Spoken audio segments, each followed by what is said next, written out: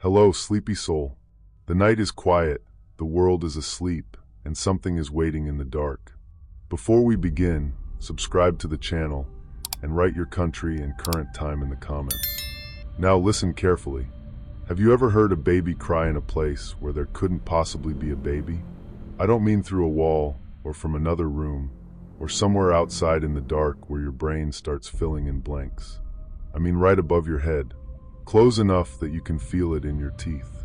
That happened to me on a red-eye flight from Seattle to Newark when I was 28 years old, working as a flight attendant for a regional carrier that doesn't exist anymore. I'm not going to name the airline. Some people will say that makes the story less believable, and that's fine. I'm not here to prove anything to anyone. I'm only telling it because, even after all these years, I still wake up some nights hearing that cry. And when I do, I check the ceiling. My name is Mara. At the time, I lived in a small apartment near SeaTac with my younger sister, who was going through nursing school and sleeping strange hours. My life was ordinary in the way airport life can be ordinary. I ate too much vending machine food, drank burnt coffee from paper cups, and kept my uniforms hanging on the back of my bedroom door because I was always either packing or unpacking.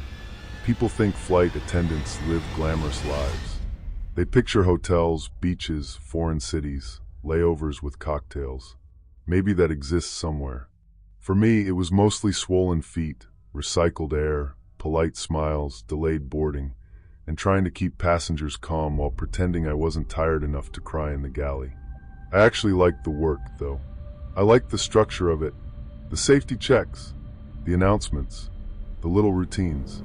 I liked knowing that even when passengers were stressed, angry, drunk, or afraid, I had a job to do, and that job gave the night shape.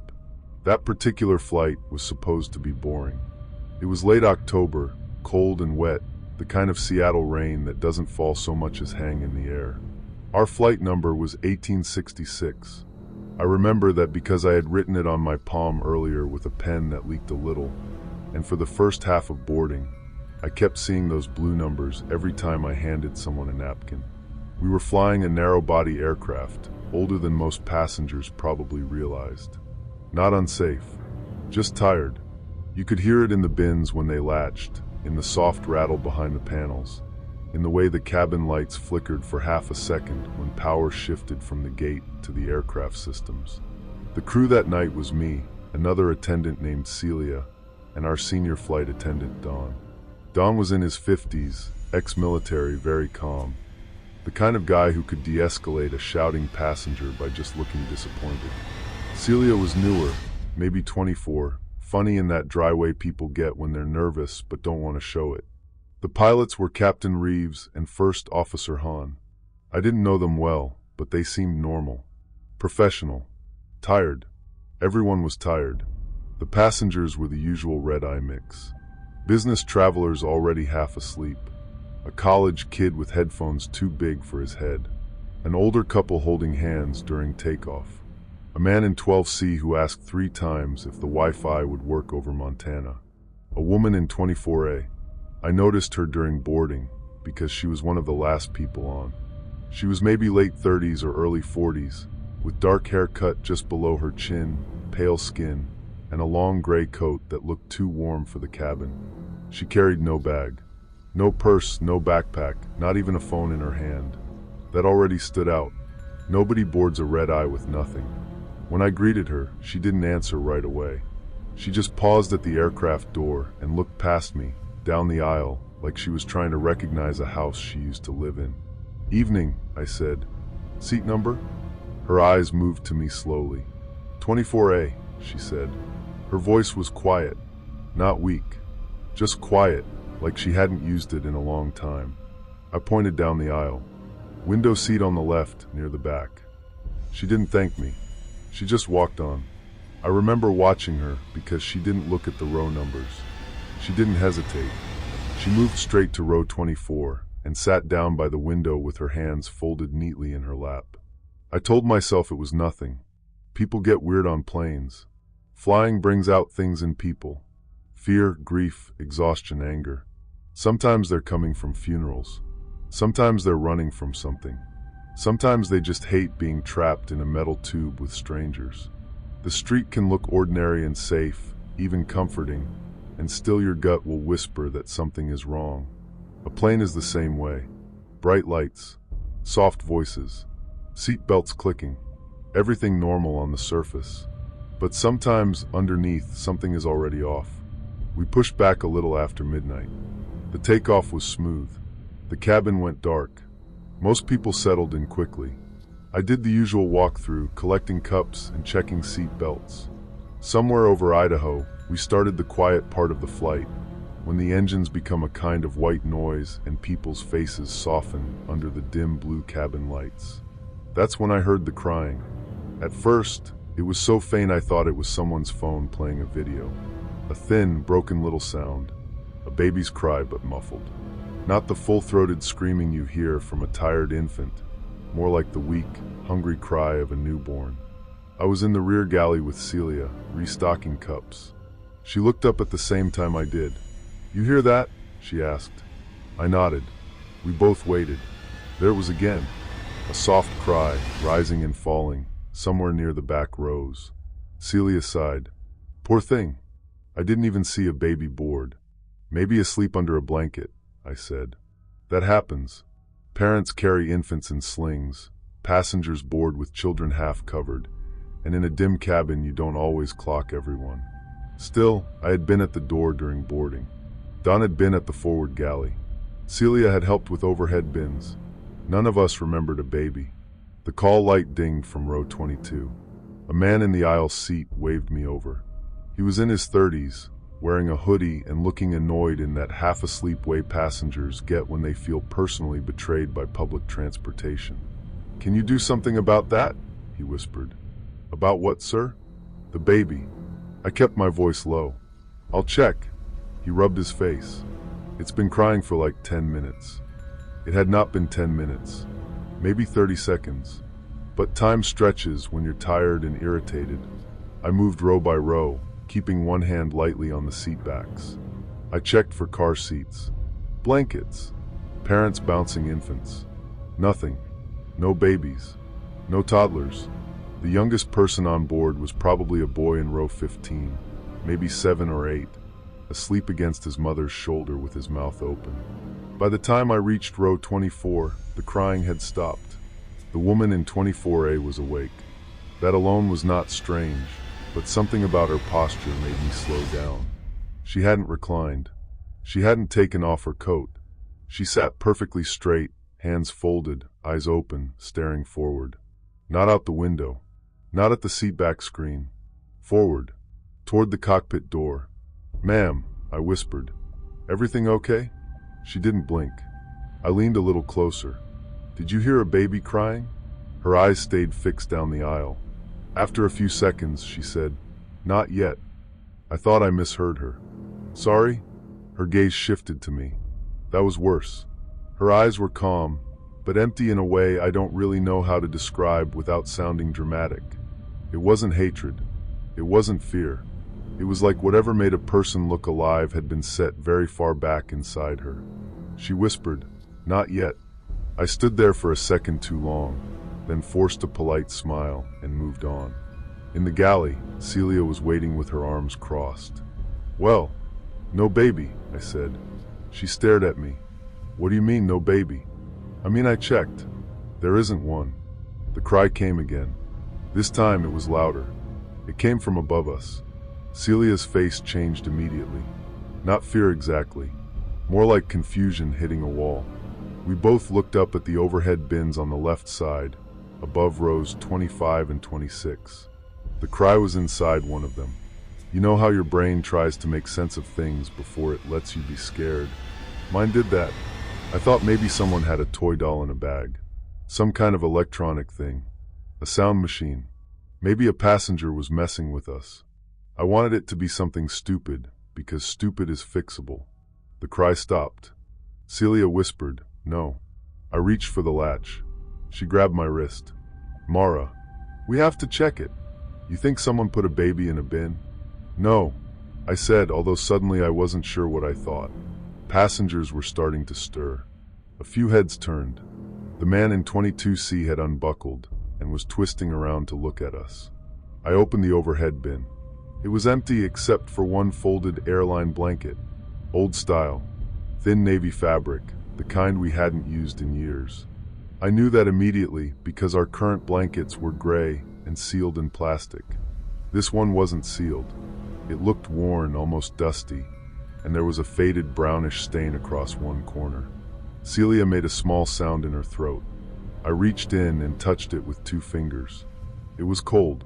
Not cabin cold. Not air conditioning cold. It felt like it had been sitting outside in winter. I pulled it out. The crying stopped, so suddenly the silence seemed to press against my ears. The nearby passengers were watching. I could feel their attention on my back, that sharp, hungry attention people get when they realize something unusual is happening, and they want to be involved until it becomes dangerous. Don came down the aisle, his expression neutral but alert. "What's going on?" he asked quietly. Celia pointed at the blanket. I handed it to him. We heard crying from the bin. This was inside. He looked at it for maybe 2 seconds. Then he said, "Bag it." That was Don. Practical. Procedure first, fear later. We put the blanket in a clean trash liner and stored it in a galley compartment.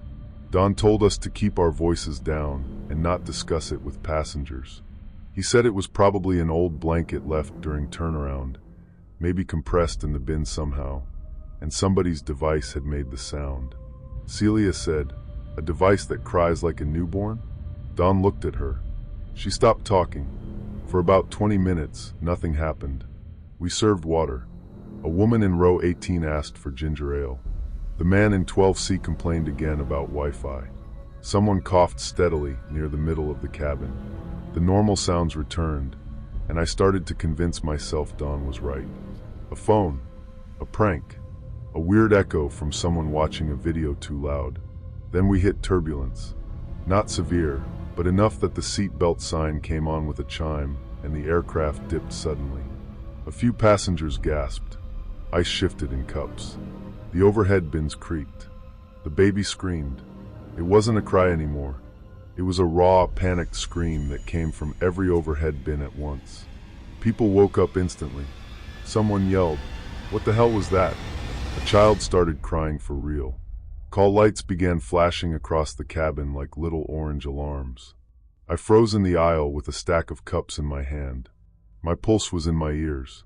My fingers tightened around the plastic until the cups cracked. I wanted to laugh at my own paranoia, to tell myself the sound had been the aircraft, metal twisting in turbulence, some strange pressure noise. But then the scream cut off and became a choking little sob above row 24. From the overhead bin directly over the woman's seat. She did not react. She did not flinch. She didn't even blink. Celia and I looked at each other from opposite ends of the aisle. Her face had gone pale under the cabin lights. Then a woman's voice came through the cabin. Not over the PA. Not from any speaker. It came low and close, like someone whispering from the walls. "Give him back." The entire cabin went still. You'd think people would scream or panic right away, but they didn't. Not at first. There was this awful pause where everyone waited for someone else to explain what they had just heard. Then the whisper came again. "Please, give him back." Passengers started talking all at once. "Who said that? Is this some kind of joke? Where is that coming from?" A man stood up too fast and hit his head on the bin. Don ordered him to sit down. The plane bumped again, harder this time, and the baby screamed again, louder and sharper, and suddenly the cabin wasn't a cabin anymore. It was a trap. I went to 24A because I don't know why. Maybe because the sound had centered there. Maybe because something in me already knew she was part of it. The woman was still staring toward the cockpit. "Ma'am," I said, and my voice came out less steady than I wanted. "Are you traveling with anyone?" No answer. "Ma'am, I need you to speak to me." Her lips parted slightly. "This plane never lands," she whispered. I stepped back. "What did you say?" She turned her face toward me. Slowly. So slowly it made my skin crawl. "This plane never lands." My heart sank into my stomach as the cabin lights flickered, and for one stupid second, I had the feeling that the aircraft door had clicked shut behind me all over again at boarding. I was trapped in the sky, surrounded by strangers, and something was watching us from places no one could reach. Don came up behind me. "Is there a problem with this passenger?" he asked. Before I could answer, the woman in 24A lifted one hand and pointed down the aisle, toward the cockpit. "He took him up there," she said. Don's face hardened. "Who?" She smiled. It was small, almost sad. "The man who hit him." Then she went back to staring forward. Don told me to come with him. We moved to the rear galley, where Celia was holding the interphone with both hands, waiting to speak to the pilots. Don took it from her and called the flight deck. I could hear only his side. "Captain, we have a situation in the cabin." "No, not medical. Unexplained audio disturbance. Possible passenger interference." "Yes, multiple witnesses. No visible source." He listened. His eyes flicked toward the bagged blanket in the compartment. Then he said, "Copy." He hung up. Celia whispered, "What did they say?" "Captain wants us seated until the turbulence passes. Then we'll do a full cabin check." "What about the woman?" Don looked down the aisle. "We don't escalate unless we have to. That's what I mean when I say the responses were believable. Nobody pulled a dramatic move. Nobody announced that the plane was haunted. Professionals don't do that. They try to force the impossible into a category they can manage. Passenger issue, mechanical issue, security issue, medical issue. There was no category for a crying baby in an empty overhead bin. The turbulence lasted maybe 12 minutes. It felt longer. Every time the plane dropped, the crying turned into screaming. Every time it leveled out, the woman's voice came back. "Give him back." Sometimes it sounded close to my ear, sometimes from the floor. Once, horrifyingly, it seemed to come from inside the rear lavatory, even though nobody was in there. Passengers were fully awake now. Some were angry because anger is easier than fear. Some were praying quietly. One man demanded we land immediately. Another kept recording on his phone, but later he showed me the video, and there was no sound on it except engine noise and his own breathing. No crying, no voice. That part still bothers me. When the air smoothed out, Don made an announcement in his calmest voice. "Ladies and gentlemen, the captain has asked that everyone remain seated with their seat belts fastened while the crew performs a cabin safety check. We appreciate your patience." His voice helped for about 3 seconds. Then the lights went out.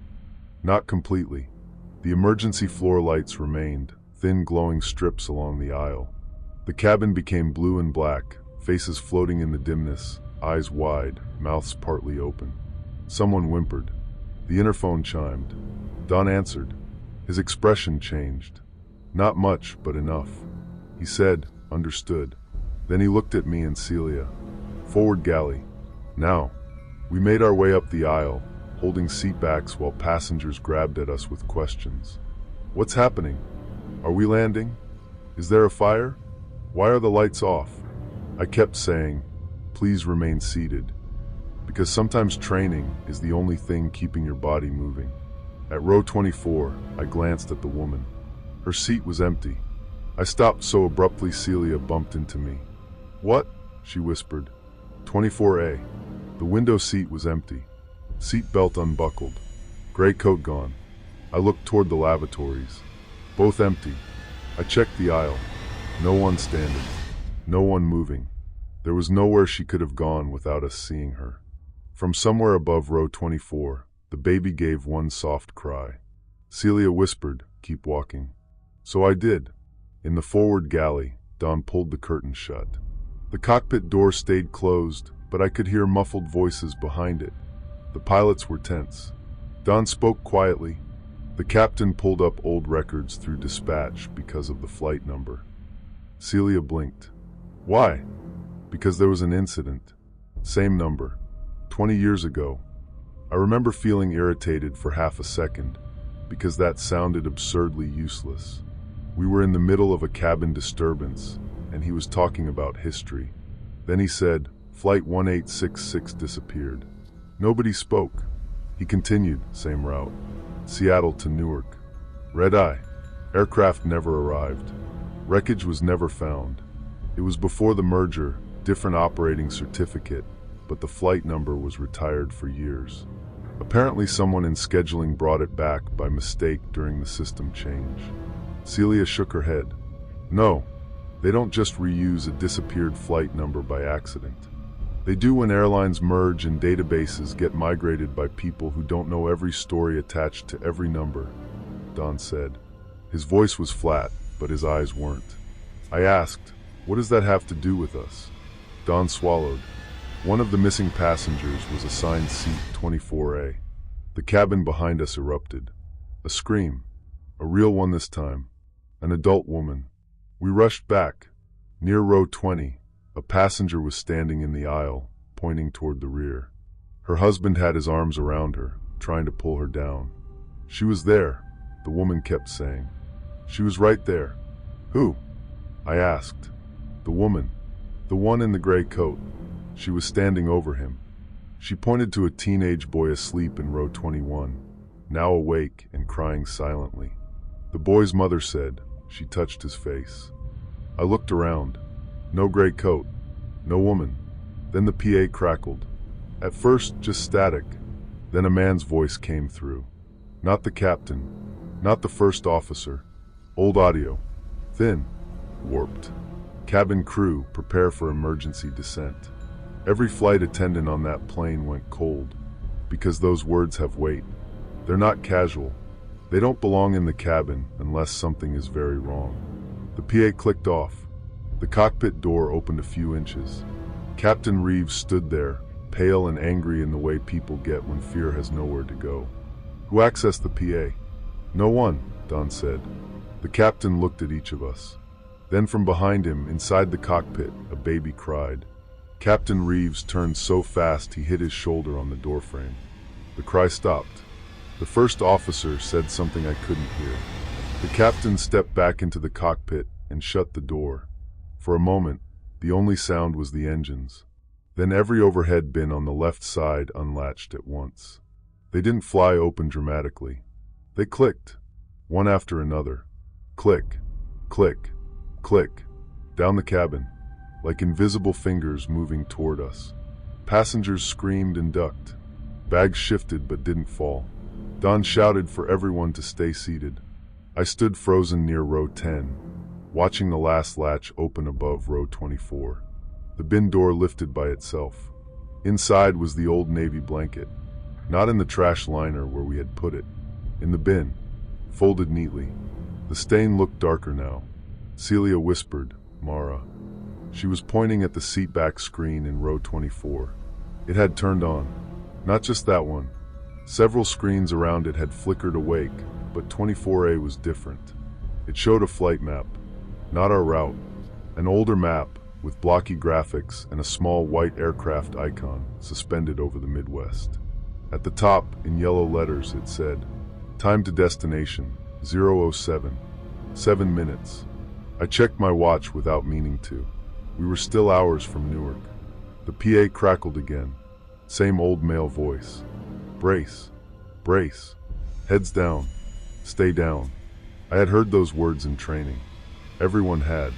We practiced them until they lost meaning. But hearing them in a dark cabin at 30,000 feet, with passengers crying and overhead bins open, made something ancient and animal wake up in me. The plane dipped. Hard. People screamed. A cup flew upward and hit the ceiling. My knees buckled, and I grabbed a seat back to stay upright. The baby screamed from the open bin above 24A. Then the woman's voice came again, no longer whispering. Give him back. And another voice answered. A man's voice. I couldn't carry both. The cabin went silent so fast it felt like the air had been sucked out. Don was staring at the rear galley. I turned. A man stood there. He was wearing an old flight attendant uniform. Not ours. Darker jacket. Different scarf. Hair neatly combed. Face pale and shiny with sweat. He stood half in the galley curtain, holding something bundled in his arms. A blanket. For 1 second, nobody moved. Then he looked directly at me. Not through me. At me. His mouth trembled. I told them it was empty, he said. The lights flickered. He was gone. A passenger vomited into an air sickness bag. Someone was sobbing. Celia had both hands over her mouth. Don walked toward the rear galley like he was moving through water. I followed because I didn't want him to go alone, and because standing still felt worse. The rear galley was empty, but the aft jump seat was folded down. On it lay a laminated safety card. Not one from our aircraft. It was yellowed, edges curled. Across the top was the logo of the old airline, the one that had operated Flight 1866 20 years before. Tucked inside it was a folded piece of paper. Don opened it. His hands started shaking. I had never seen Don shake before. It was a passenger manifest. Old fax paper, faded but readable. Names, seat numbers, special service notes. Seat 24A, Elaine Porter. Infant in arms, Matthew Porter for months. My mouth went dry. Celia said, "There wasn't a baby seat?" Don shook his head. I looked down the aisle at row 24. The empty window seat. The open bin. The blanket. And suddenly the pieces arranged themselves in my head in a way I didn't want. 20 years ago, during some emergency, a flight attendant had hidden something. Or someone. Maybe during smoke. Maybe during panic. Maybe he thought he could keep the aisle clear. Maybe he thought the baby was already gone. Maybe he chose himself. Maybe there was no good choice at all. But the plane remembered. And now we were on it. The cockpit door opened again. This time First Officer Han stepped out. His face was gray. "We're diverting," he said. "To where?" Don asked. Han looked down at the paper in Don's hand, then at the cabin. "I don't know." That was worse than any answer he could have given. Behind him, the cockpit instruments were flashing with lights I didn't understand. Captain Reeves was on the radio, speaking rapidly, but his words kept breaking into static. I heard him say, "We are not at that position." Then after a pause, repeat, "We are not at that position." Han said quietly, "ATC says we dropped off radar for 90 seconds. Celia whispered, "Is that possible?" Han didn't answer. The seatback screens changed. All of them. Time to destination, 0:05. 5 minutes. The aircraft began to descend. Not a normal descent. Too steep, too sudden. My stomach rose into my throat. Oxygen masks didn't drop, but several passengers screamed like they expected them to. Don snapped back into training. "Seats," he shouted. "Crew seats now." We ran. I strapped into the rear jump seat beside Celia, fumbling with the harness. My hands trembled so badly I missed the buckle twice. Every second felt stretched, like time itself was working against me.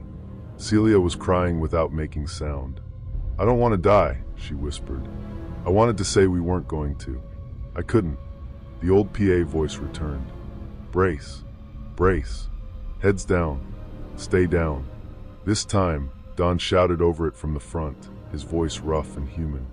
"Passengers, brace positions now. Heads down. Stay down." People obeyed. Not everyone perfectly. Not calmly. But they tried. The cabin filled with the sound of panicked movement, seat belts tightening, bodies folding forward. And then from row 24 a baby laughed. Not cried. Laughed. A soft, bright little sound. That broke me more than the screaming had, because for half a second it sounded happy. Then the woman in 24A appeared in the aisle. She stood beside her empty seat, facing forward. The gray coat hung still around her even though the plane was shaking. Her hair did not move. Her eyes were fixed on the cockpit door. She began walking. Slowly. Passengers near her stayed folded in brace position, but some lifted their heads just enough to see. No one touched her. She moved down the aisle as the plane dropped around us, one hand brushing the seat backs, like she knew the way by memory. When she reached the front, Don stepped into the aisle. He was braced against the galley wall, harness loose around one shoulder. He held up one hand. "Ma'am," he said, voice shaking now, "you need to sit down." She stopped. For the first time, she looked at him. "You're not him," she said. "No."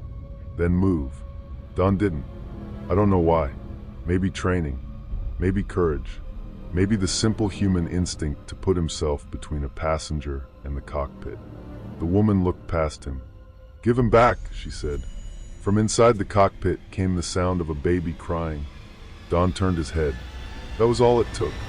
The cockpit door opened by itself. Not all the way. Just enough for darkness to show through. Not cockpit darkness.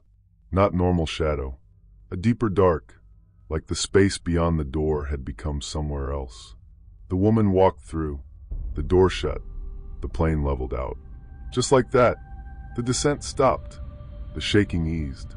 The engine sound steadied. The cabin lights came back on in their dim overnight setting, soft and ordinary. For a few seconds, nobody moved.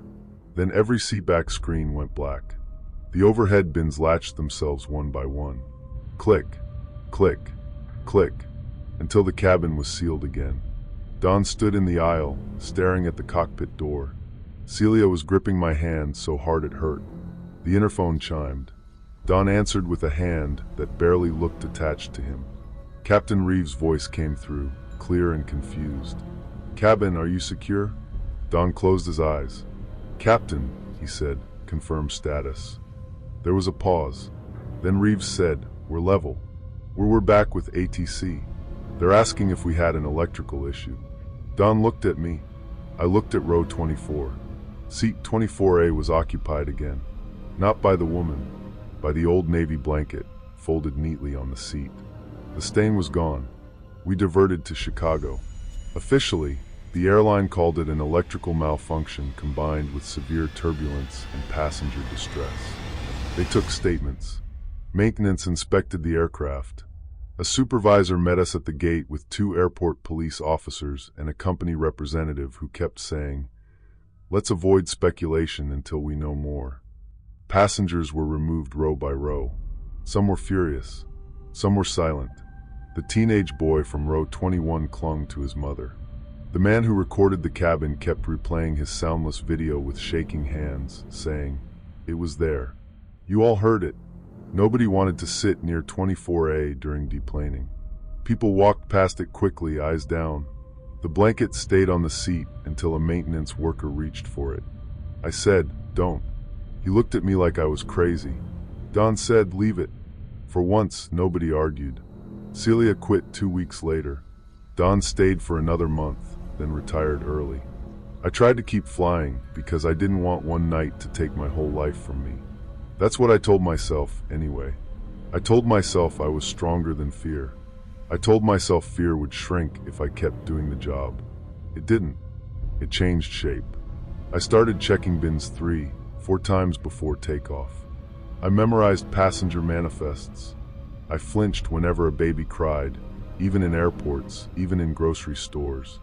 I couldn't sit with my back to any closed compartment. Hotel closets, laundry rooms, storage lockers. Anything with a latch made me uncomfortable. 3 months after the flight, I requested ground duty. 6 months after that, I left the airline completely. I work in scheduling now for a medical office. Normal hours, normal building, no red ice, no cabin lights, no overhead bins. People complain about appointment times and insurance forms, and honestly, most days I'm grateful for that kind of boring. But I still have habits. When I board a plane as a passenger, which I avoid unless I absolutely have to, I check the flight number. I check the row. I check the people around me. And if someone sits perfectly still without blinking, staring toward the front, I get off if I can. People ask me sometimes what I think really happened. I don't know. Maybe Flight 1866 never disappeared in the way people think. Maybe some part of it stayed up there, circling a final few minutes that never ended. Maybe our aircraft crossed through that same piece of sky. Maybe names and numbers matter more than we understand. Maybe guilt can get trapped in metal. What I do know is that there was no baby listed on our manifest. There was no passenger named Elaine Porter. There was no woman in 24A after we landed. But a month later, Celia sent me a photo. She had found it on an old aviation forum. Someone had uploaded a newspaper clipping about the vanished Flight 1866. The photo showed the crew, 4 flight attendants standing at an airport gate, smiling in old uniforms. One of them was the man we saw in the rear galley. His name was Daniel Mercer. Under the photo, the caption said he had been commended once for helping evacuate passengers during a runway fire years before the disappearance. In the clipping, he had kind eyes. That bothered me more than if he had looked cruel. Because people like to think terrible things are done only by monsters. It helps us sleep. But sometimes terrible things are done by exhausted people making one awful choice in a moment they can never take back. And sometimes, maybe, the place where they made that choice remembers. I haven't heard the crying in real life since that night, but every now and then, in the quiet part between sleep and waking, I hear a soft little sob above me. Then a woman's voice, close enough to brush my ear, whispering the same words. Give him back. And the worst part isn't that I believe the plane was haunted. The worst part is that I think it was still looking for somewhere to land. Story 2. My name is Leah Mercer, and I was 29 when this happened. At the time, I was working as a flight attendant for a European airline I probably shouldn't name, even now. Not because I'm trying to be mysterious. It's just that people get strange when you tell them stories like this. They either want proof, or they want to turn it into a joke, or they start looking up flight numbers and crash reports like that's going to explain what I saw. It won't. I've told this story only twice in my life. Once to my mother, who cried before I even finished it, and once to a company psychologist after I resigned, who kept her face perfectly calm the entire time, but never once wrote anything down after I mentioned row 13. That's the detail everyone reacts to. Row 13. You'd think, working on aircraft for years, I'd be used to odd things. Nervous passengers, drunk businessmen, people praying under their breath during turbulence, children asking if we were going to fall out of the sky. Once, on a red-eye from Lisbon, an elderly man calmly told me his dead wife was sitting beside him and asked if I could bring her tea. So yes, strange things happen at 37,000 feet. But there is a difference between strange and wrong. And on that flight, something was wrong in a way I still don't fully know how to explain. It was a late-night flight from Madrid to Tenerife, one of those routes that looks simple on paper, but feels longer than it is because everyone boards tired. Families with sunburns from previous holidays, business travelers with loosened ties, couples already half asleep against each other, kids clutching tablets with cracked screens. The cabin smelled like coffee, wet coats, perfume, and that dry recycled air you only really notice when you've worked in it long enough. It was February, cold rain in Madrid, warmer air waiting in the Canaries. Nothing dramatic, nothing that should have mattered. I remember feeling annoyed more than anything else. I had swapped shifts with another crew member because she had a family emergency, and I'd barely slept 4 hours that afternoon. My feet hurt before boarding even started. My hair was pulled too tight. I had a small headache behind my right eye, the kind that makes every overhead bin slam feel personal. Our aircraft that night was an Airbus A320, standard layout. 30 rows. No row 13. That part is important. Most airlines skip row 13 because of superstition. Some passengers notice and laugh about it. Some don't notice at all. But crew know the cabin layout the way you know your own kitchen in the dark. Row 12, then row 14. Always. No gap in the seats, obviously, just the number missing on the overhead markers. I knew that aircraft. I had worked it dozens of times. We boarded at 9:40 p.m., pushed back late, and took off a little after 10:20. There was light turbulence on climb out, nothing major, just enough to make the seatbelt sign stay on longer than usual. The captain that night was a man named Captain Voss, quiet, professional, the kind of pilot who sounded half asleep even during announcements. First officer was younger, Tomas, cheerful, always chewing gum when he thought no one could see. The other flight attendants were Maribel, our senior, and Anika, who was fairly new and still smiled too much at passengers who were rude to her. I was working the aft cabin. Everything started normally. We did the safety demo, checked seatbelts, secured the galley, sat for takeoff. Once the seatbelt sign went off, we began service. Coffee, water, sandwiches, scratch cards. The usual rhythm.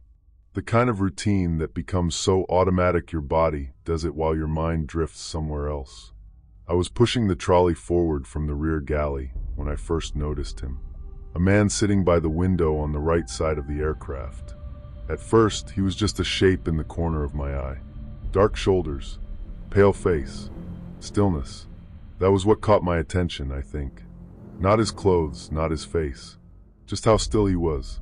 Most passengers move constantly, even when they're sleeping. They adjust headphones, shift their knees, reach for phones, scratch their arms, turn pages, something. But this man sat straight-backed, hands resting on his thighs, facing forward like he was waiting for instructions. I glanced at the row marker above him. 13F. I remember blinking. Not dramatically, not like in movies. Just a small, confused blink because my brain rejected what I'd seen. The marker above the seats read 13 in white text. And beneath it, there he was in F, the window seat. I actually stopped the trolley. A woman in 15C looked up at me and asked, "Everything okay?" I smiled because that's what you do when you're crew. You smile even when coffee burns your wrist, even when someone insults you, even when the aircraft drops suddenly and your stomach floats for half a second. "Yes, of course," I said. Then I looked again. Row 13 was gone. The marker above the man now said 14. And the seat he'd been in was occupied by a sleeping teenage boy in a hoodie, his mouth open, one earbud hanging loose. No old man. No strange uniform. No 13F. Just 14F.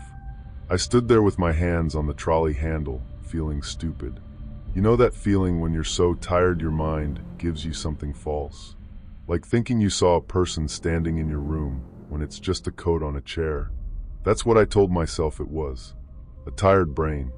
A skipped row. A number I expected not to see, so somehow I saw it. I wanted to laugh at my own paranoia, but a cold feeling stayed under my ribs. "Leah?" Maribel called softly from behind me. "You're blocking the aisle." I apologized and kept moving. For about 10 minutes, nothing happened. We served drinks. A man complained his sandwich was frozen in the middle. A child spilled orange juice into her mother's lap. Someone near the front rang the call bell 3 times just to ask if we had Wi-Fi, which we did not. Normal things. Boring things. Safe things. Then I walked back through the cabin to collect trash. And I saw the row again. It appeared for maybe 2 seconds. That is the only way I can describe it. 1 second, I was passing row 12. The next, there was a narrow space that had not been there before. Another row, tucked between 12 and 14 like the aircraft had stretched to make room for it. The overhead marker read 13. The light above it flickered once. And the man sat in 13F. He looked about 60, maybe older, with a lean face and gray hair combed neatly to the side. His skin had that waxy, exhausted look people get after being in hospital too long. He wore an old pilot uniform, but not like the ones our pilots wore. It was darker, heavier, with gold stripes on the sleeves that looked tarnished. The jacket seemed damp around the shoulders. I stopped walking. He turned his head toward me. Not fast, not suddenly. Slowly, like it took effort. His eyes were pale blue. "Miss," he said. His voice was low and dry, but I heard it clearly through the engine noise. I couldn't answer.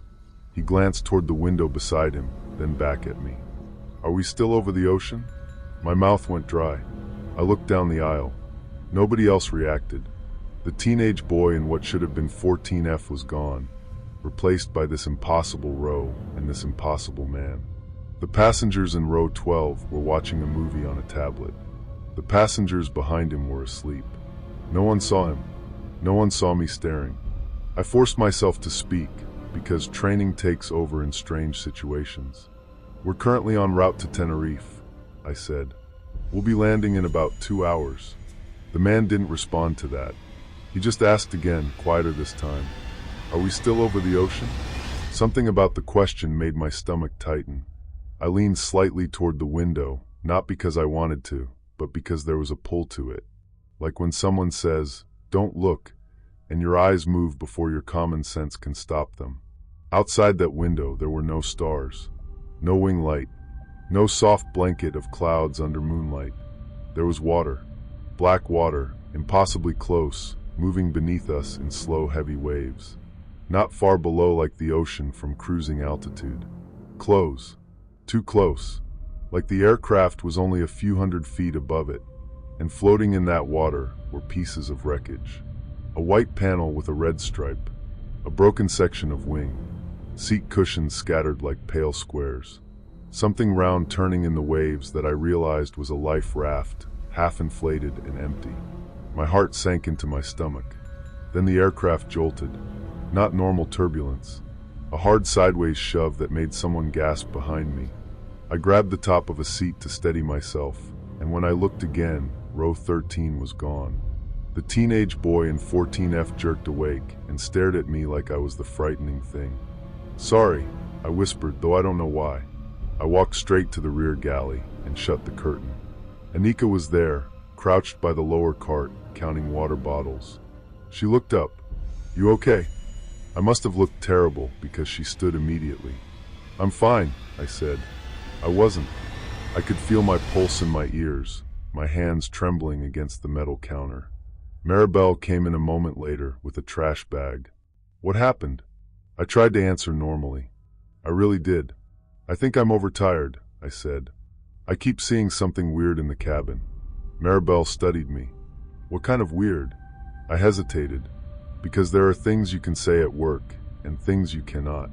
You can say you feel sick. You can say you're dizzy. You can say you need 5 minutes.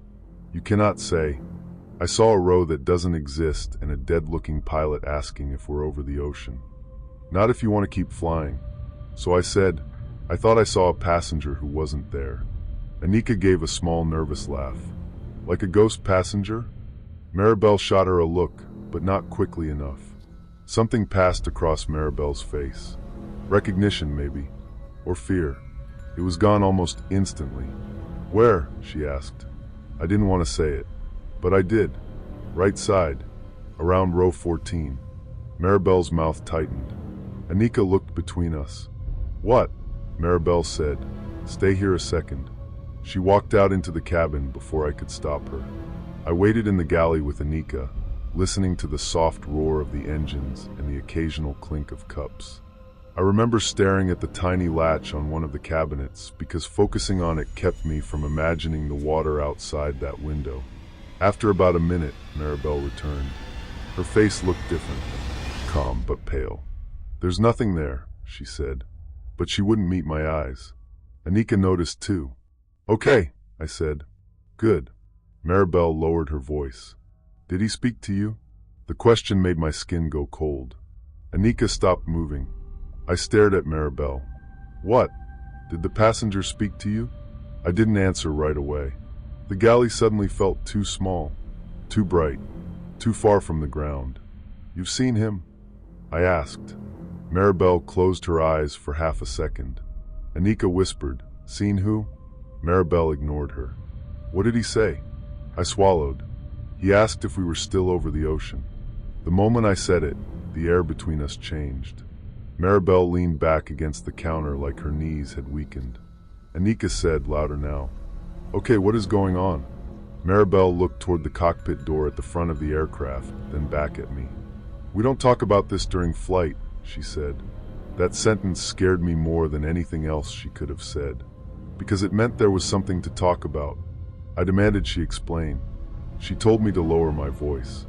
"Maribel," I said, and I could hear my own panic now, thin and sharp. "What did I just see?" She took a breath. "I've only heard stories," she said, "from older crew.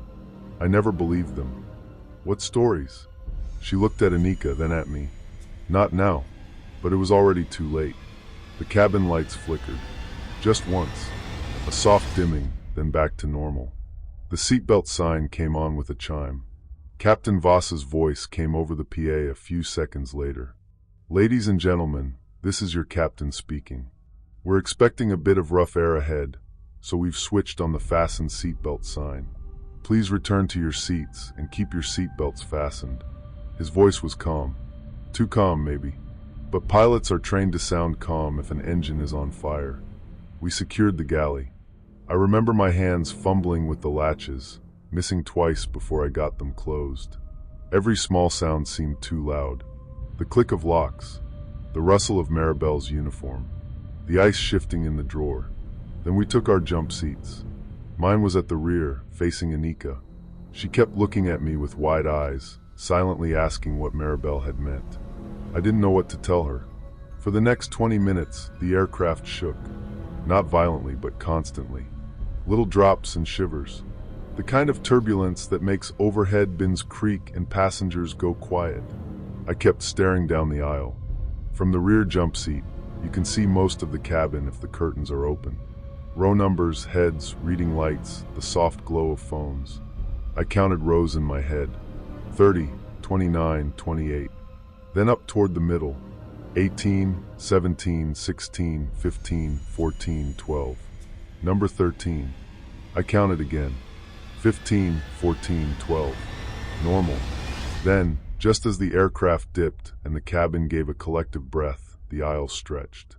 That's the only way I can say it. Between rows 12 and 14, darkness opened like a blink. And there was row 13. Only this time, it wasn't just the man. The seats beside him were filled. A woman in 13D, soaking wet, hair stuck to her cheeks. A young boy in 13E, holding a red toy airplane against his chest. And the pilot in 13F, staring straight down the aisle at me. I couldn't move. Anika followed my gaze. At first, her face was confused. Then it collapsed into terror. She saw it too. That was somehow worse. Because until that moment, a small, desperate part of me had been clinging to the idea that I was tired, stressed, hallucinating. But Anika saw them. She made a sound like she was about to cry and pressed herself back into the jump seat harness. The man in 13F lifted one hand. His fingers were gray and wrinkled, the nails darkened like they'd been underwater. He pointed toward the window. Then his mouth moved. I couldn't hear the words over the engines, but I knew what he was asking. Are we still over the ocean? The aircraft dropped. A hard drop. Someone screamed. Loose cups jumped inside the galley. My stomach rose into my throat. Anika grabbed my wrist with both hands. Then the row vanished. The cabin was normal again, except now people were awake and frightened. A baby started crying. A man shouted, "What was that?" from somewhere near the front. Maribel unbuckled the second the sign allowed crew movement. Technically, we should have stayed seated. She didn't. She walked quickly to the rear. Anika was crying quietly now. "You saw it," I said to Maribel. Maribel looked at Anika, then at me. "No," she said, "but I saw both of you see it." The interphone rang. Maribel answered. I couldn't hear Captain Voss, but I watched her face. "Yes," she said. "Rear crew secure. Minor passenger distress. No injuries." Pause. Then, "Captain, have you checked the route?" Another pause. Her face went even paler. "I understand," she said. She hung up. "What did he say?" I asked. Maribel didn't answer at first. Then she said, "Weather radar is showing nothing significant." Anika wiped her face. "But we're shaking." "I know. What did you mean by stories?" I asked. Maribel looked exhausted suddenly. Older. She lowered her voice. "There was a crash," she said. "Years ago. Different airline. Same general route, though not exactly. They went down over the Atlantic during a night crossing. There was confusion in the cockpit, bad weather, instrument trouble. I don't remember the details." I stared at her.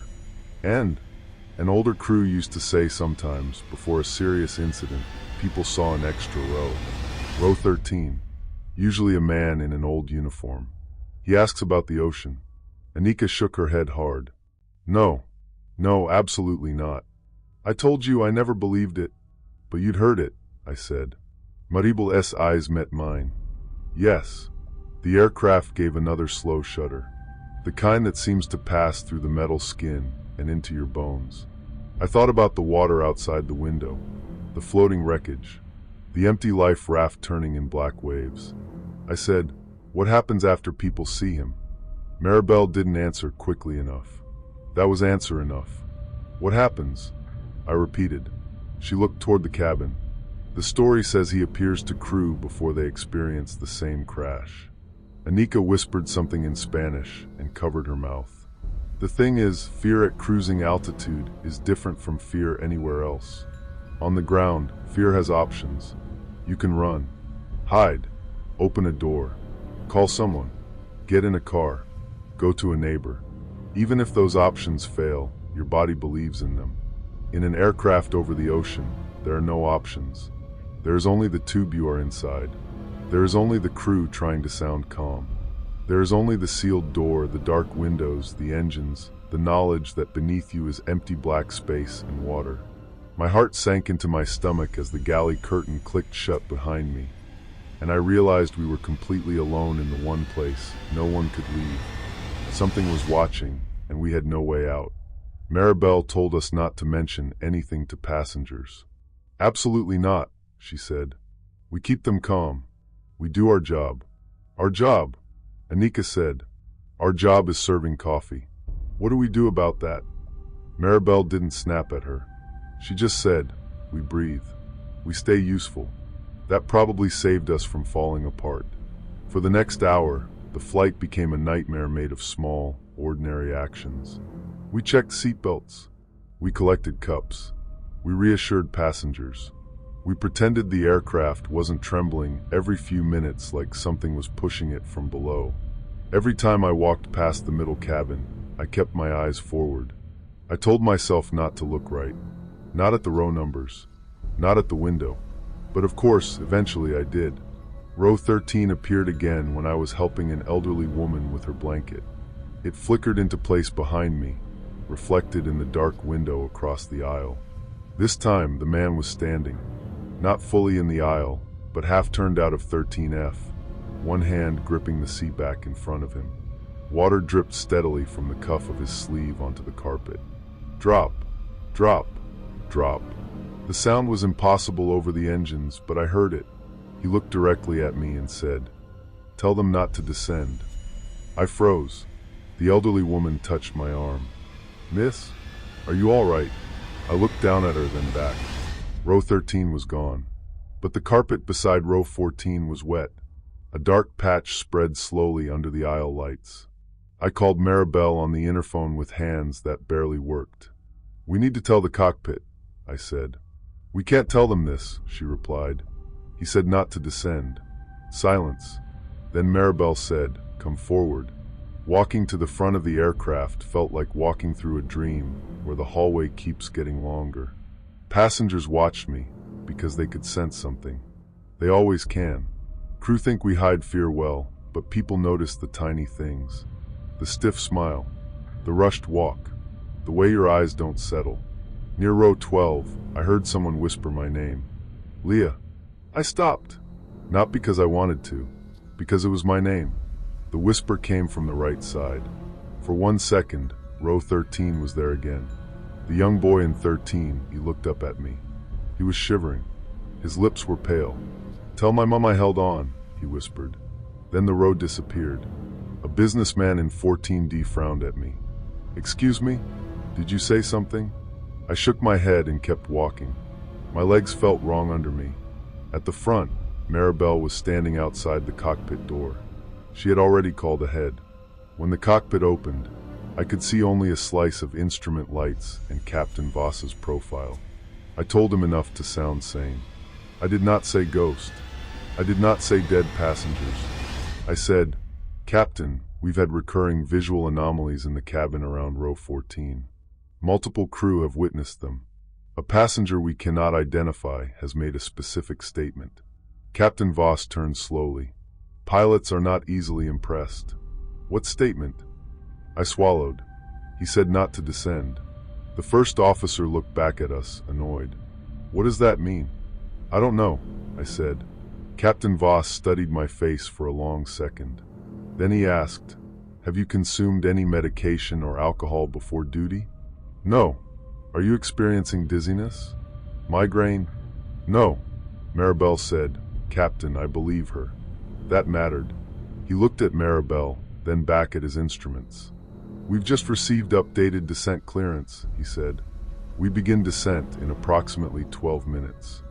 I felt the floor move under my feet, though the aircraft was steady for that moment. "Captain," I said, "please don't."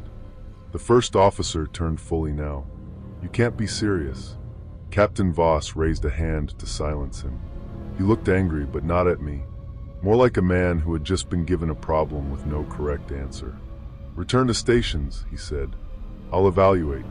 That was all he gave us. We went back. Anika was in the forward galley now, shaking so badly she spilled water on herself. Maribel took her shoulders and told her to breathe. I remember thinking very clearly, I am going to die in my uniform. Not in a dramatic way, just a flat fact. I thought about my mother's apartment in Valencia, the little blue bowl she kept keys in by the door, the message I hadn't answered from my brother, the laundry I had left in my machine, probably starting to smell damp. It's strange what your mind chooses. Not big regrets, small unfinished things. The captain made an announcement 10 minutes later.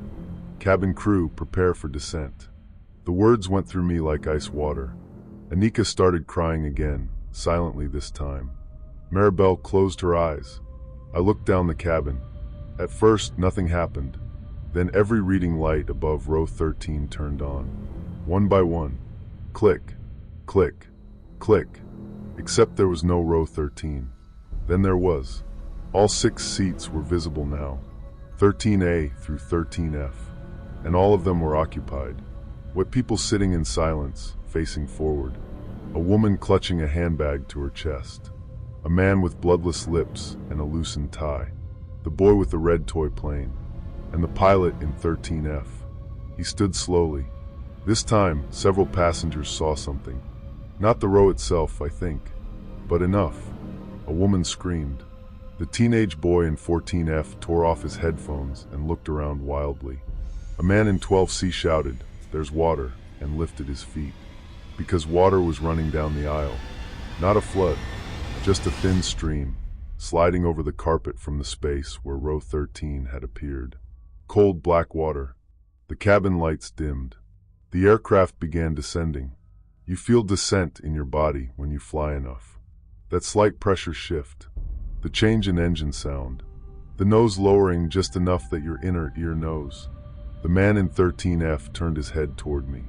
For the first time, his expression changed. He looked desperate. "Not yet," he said. The aircraft dropped so hard that the entire cabin screamed. I hit my shoulder against the seat back and nearly fell. Oxygen masks did not deploy, but overhead bins rattled like they were coming loose. Somewhere glass broke. A child cried out for his father. The interphone rang at the forward galley. Maribel grabbed it. Her face changed as she listened. Then she shouted, "Brace positions." Now, there are sounds you never forget. A trained command shouted in a cabin is one of them. "Brace! Brace! Heads down! Stay down!" Passengers froze for half a second, because people don't believe those words at first. Then instinct and terror took over. We shouted until our throats hurt. "Brace! Stay down! Heads down!" I stumbled toward my jump seat, but another drop threw me sideways. My hips slammed into an armrest. Pain flashed white-hot up my side. The aircraft banked left. Hard. Too hard. The cabin tilted. Someone screamed my name, or maybe I imagined it. The roar outside changed pitch. Not just engines anymore. Wind. Pressure. A deep, tearing vibration. I crawled the last few feet to the rear jump seat. I could feel my pulse in my ears, my hands trembling, as I fumbled for the harness. Every second felt stretched, like time itself was conspiring against me. Anika wasn't in her seat. She was halfway down the aisle, helping a little girl whose seatbelt was twisted. "Anika!" I screamed. She looked back at me, eyes huge. Then row 13 appeared between us. The man in the pilot uniform stood in the aisle now. Water streamed from him onto the floor. He blocked my view of Anika for 1 second, and in that second, the cabin around him changed. The seats were older, the lighting dimmer. Smoke or mist hung near the ceiling. People were braced with their heads down, but everything was tilted wrong. The sound became a terrible metallic groan, like the aircraft was being crushed in a giant fist. Then I saw the window beside 13F. Outside was not sky. It was ocean rising. The black water rushed up toward the glass. The pilot looked at me and said, "We descended too soon." Then he was gone. The cabin snapped back. Anika shoved the girl's buckle into place and staggered toward the jump seat opposite me. She fell into it just as Maribel's voice came over the PA, shouting commands from the front. "Brace! Brace! Stay down!" The aircraft shook so violently my teeth clicked together. And then suddenly the descent stopped. Not the flight, the descent. You could feel the nose come up. The engines surged. The whole aircraft strained upward, heavy and reluctant. Later, much later, I learned Captain Voss had disconnected the autopilot and initiated a climb against the descent clearance after receiving a terrain and altitude warning that made no sense for our location. The instruments briefly showed conflicting altitude data. Radio contact glitched. The weather radar flashed a red mass ahead that disappeared seconds later. That's the official sounding version. Inside the cabin, all I knew was that the aircraft was trying not to fall. For maybe 20 seconds, we climbed through rough air so intense I thought the wings would come off. I kept my head down and my hands locked around the harness straps. Anika was sobbing openly across from me. Then everything smoothed. Not gradually, instantly. The shaking stopped. The engine sound steadied. The cabin lights returned to normal brightness. The water in the aisle was gone. The seatbelt sign stayed on, but the terrible pressure in the air lifted, like someone had opened a window in a sealed room. For a long moment, nobody moved. Then the cabin erupted. People crying, people praying, people asking what happened. A man shouting that he wanted to speak to the captain. A child vomiting into a paper bag. Someone laughing in that cracked, hysterical way people do when they don't know how else to release fear. I looked toward the middle cabin. Row 13 was gone. But in seat 14F, the teenage boy was staring at the window, pale and silent. I followed his gaze. For 1 second, just one, I saw a handprint on the outside of the glass. A wet handprint. Then it vanished. We did not continue to Tenerife. Captain Voss diverted to Lisbon. He told passengers it was due to a technical irregularity and severe unexpected turbulence. That was enough for most people, because most people do not want the truth if the lie lets them sleep. Emergency services met us on arrival. No one was seriously injured. A few bruises, one panic attack, one elderly passenger with chest pain who was taken to hospital as a precaution. The aircraft was inspected. There was no structural damage that I know of. No evidence of water. No malfunction that the airline ever admitted to us. We were taken to a crew room and separated for statements. I gave mine carefully. I said the turbulence was severe. I said passengers were distressed. I said I had concerns before descent because something felt wrong. I did not mention row 13 in the official report. Neither did Anika. Maribel did, I think. Not in writing. But I saw her speaking quietly to Captain Voss near the vending machines at 4 a.m. He looked older than he had at the start of the flight. His hands were wrapped around a paper coffee cup, but he wasn't drinking it. At one point, he looked across the room at me. I will never forget his expression. It wasn't disbelief. It was guilt. The next morning, I asked Maribel what crash she had meant. She told me she didn't know the flight number. I think she was lying. Not to protect the airline. To protect me. I found it anyway. I spent 3 nights searching old aviation forums, accident databases, scanned newspaper archives, anything I could find.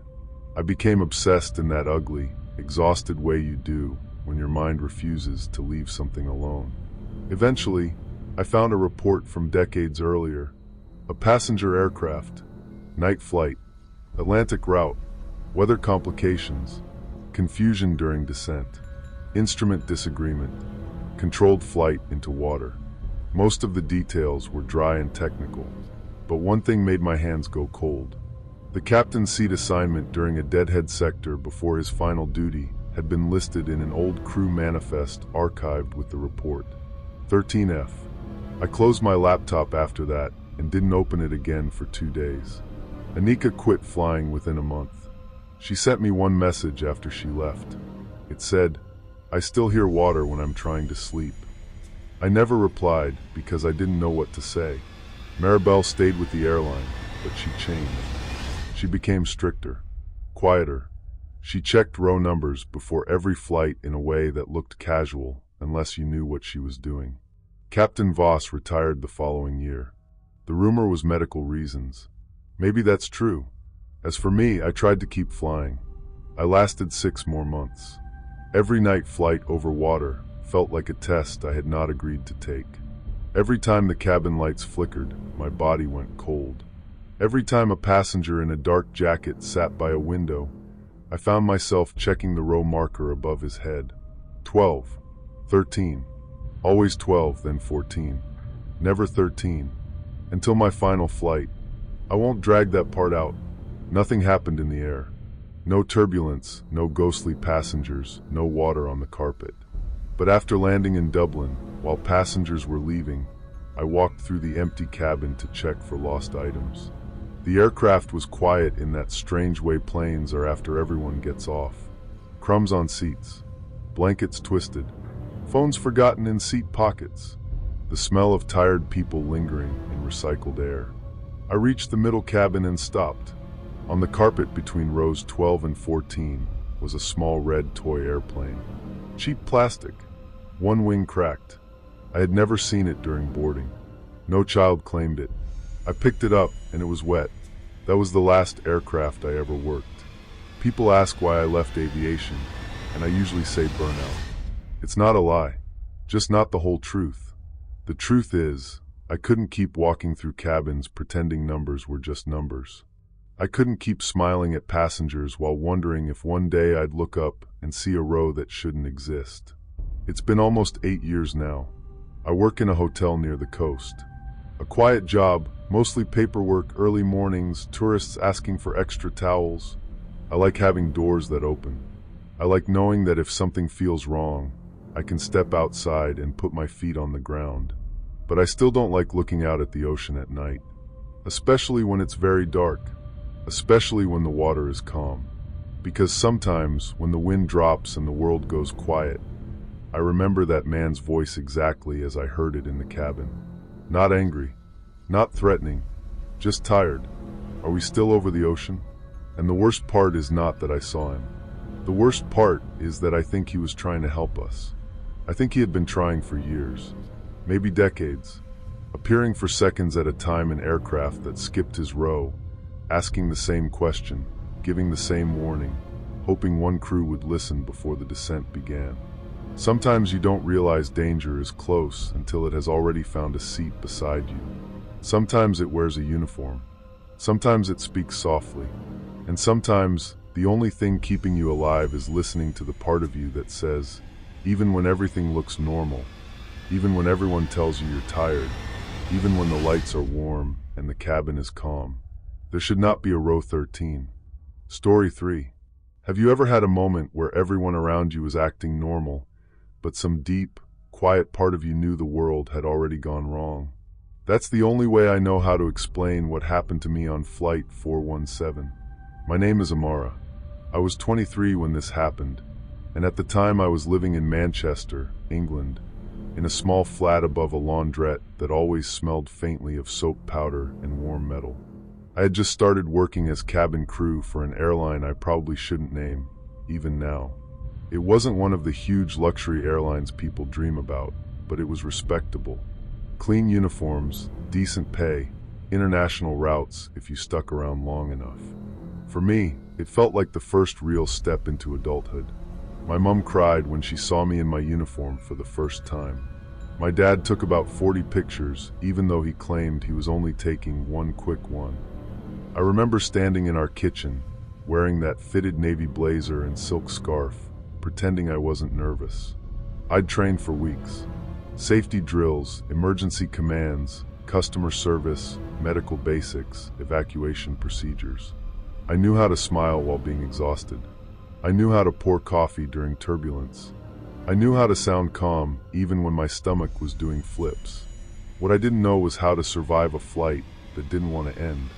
It was my first international overnight route as working crew, Manchester to Dubai. 6 hours and 50 minutes scheduled. A full aircraft. Mostly families, business passengers, a few elderly couples, some people connecting onward. Nothing unusual. I remember the airport that evening so clearly that sometimes it still bothers me. It was raining outside, that thin Manchester rain that looks harmless until it soaks through your sleeves.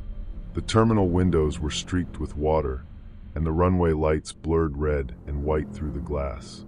Inside, everything smelled like coffee, perfume, wet coats, and jet fuel drifting in whenever the doors opened near the gates. I was excited. Not loud excited, but that tight, nervous kind where you keep checking your lipstick and smoothing your skirt even though nothing is wrong. Our senior cabin manager was a woman named Paula. Late 40s, sharp eyes, kind when she wanted to be, scary when she needed to be. She had been flying for 22 years and treated the aircraft like it was her living room. "You'll be fine," she told me during briefing. "Just don't freeze. Passengers can smell fear."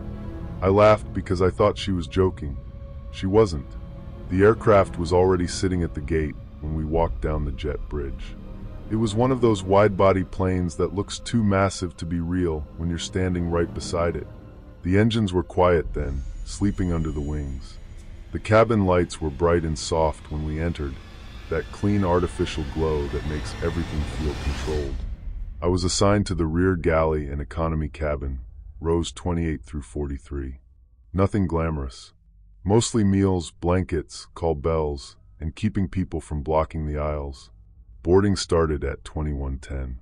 At first, it was normal in the boring way flights usually are. People came in carrying neck pillows, duty-free bags, children half asleep on their shoulders. A man asked if we had space for his guitar. A woman complained that her seat wasn't by the window, even though her boarding pass clearly said aisle. Someone had already spilled coffee near row 31 before half the passengers were even seated. And then I noticed the little boy.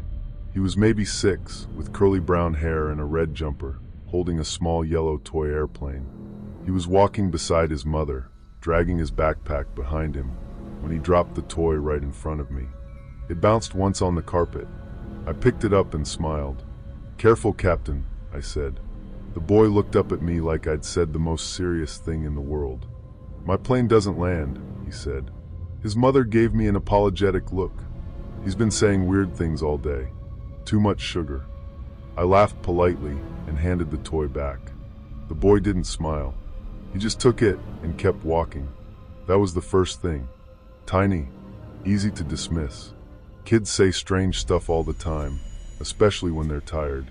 A few passengers later, an old man boarded alone. Tall, thin, maybe in his late 70s, wearing a charcoal coat even though the cabin was warm. His face had that dry, papery look some elderly people get, but his eyes were very clear. Almost too clear. Pale gray like rainwater. He stopped in front of me and looked at my name badge. "Amara," he said. "Yes, sir. Welcome aboard. You look frightened." I blinked. "Sorry?" He leaned in just slightly, not enough for anyone else to notice. "You look frightened," he repeated. I gave the trained little laugh we were taught to use when passengers said awkward things. "First international service," I said. "Maybe I'm easier to read than I thought." He didn't laugh. "Firsts are important," he said. "So are endings." Then he moved down the aisle before I could answer. I watched him go to row 36, seat C, aisle seat. He placed one small leather bag under the seat in front of him and sat with both hands folded on top of his cane. I told myself it was nothing. That's what you do, isn't it? You tell yourself things are nothing because the alternative is admitting that your instincts might be seeing something your mind hasn't caught up with yet. Boarding finished. Doors closed. Safety demonstration completed. We pushed back a few minutes late and took off into rain. The first few hours were ordinary. I served chicken or pasta. I smiled until my cheeks hurt. I helped a nervous woman breathe through turbulence over Eastern Europe. I gave the little boy in the red jumper an extra orange juice because his mother looked like she might cry from exhaustion. The old man in 36C refused dinner and only asked for water. At around 2 in the morning cabin time, the lights dimmed. Most passengers slept. The engines hummed steadily, that deep ocean-like roar you stop hearing after a while until something changes. I remember standing in the rear galley with another crew member, Lena, eating a bread roll over a napkin and whispering about how badly our feet hurt. Then the captain made an announcement. "Ladies and gentlemen, from the flight deck, we've begun our initial descent into Dubai. Cabin crew, please prepare the cabin for landing." I felt a little spark of pride. My first international flight was nearly done. I had made it through.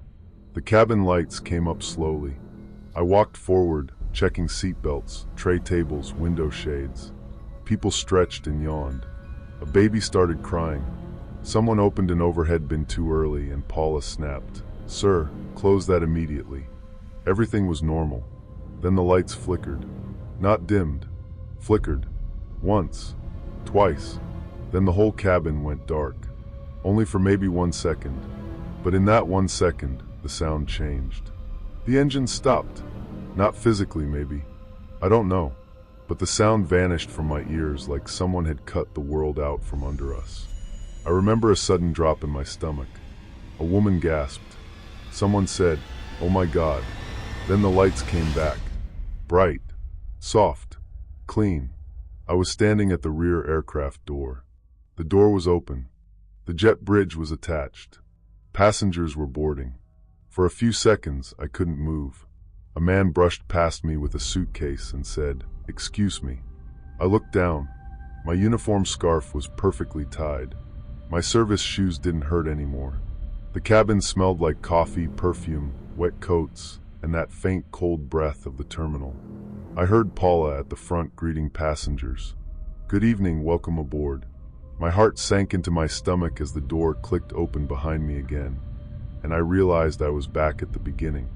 Not remembering the beginning, not dreaming it, standing in it. Then the little boy appeared. Curly brown hair, red jumper, yellow toy airplane. It slipped from his hand and bounced once on the carpet. I stared at it. He stared at me. His mother gave me that same tired, apologetic smile. I bent down slowly and picked up the toy. My hand was shaking so hard the plastic rattled against my ring. "Careful, Captain," I whispered. The boy's eyes widened. "My plane doesn't land," he said again. But this time he sounded afraid. I barely heard the next few passengers. My ears were ringing. I kept looking around for cameras, for someone laughing, for any sign that this was some kind of cruel prank. But everyone was doing exactly what they had done before. Same businessman arguing on his phone near row 29. Same woman asking about the window seat. Same coffee spill near row 31. Then the old man stepped onto the plane. Charcoal coat, leather bag, cane. He stopped in front of me. "Amara," he said. I felt my throat close.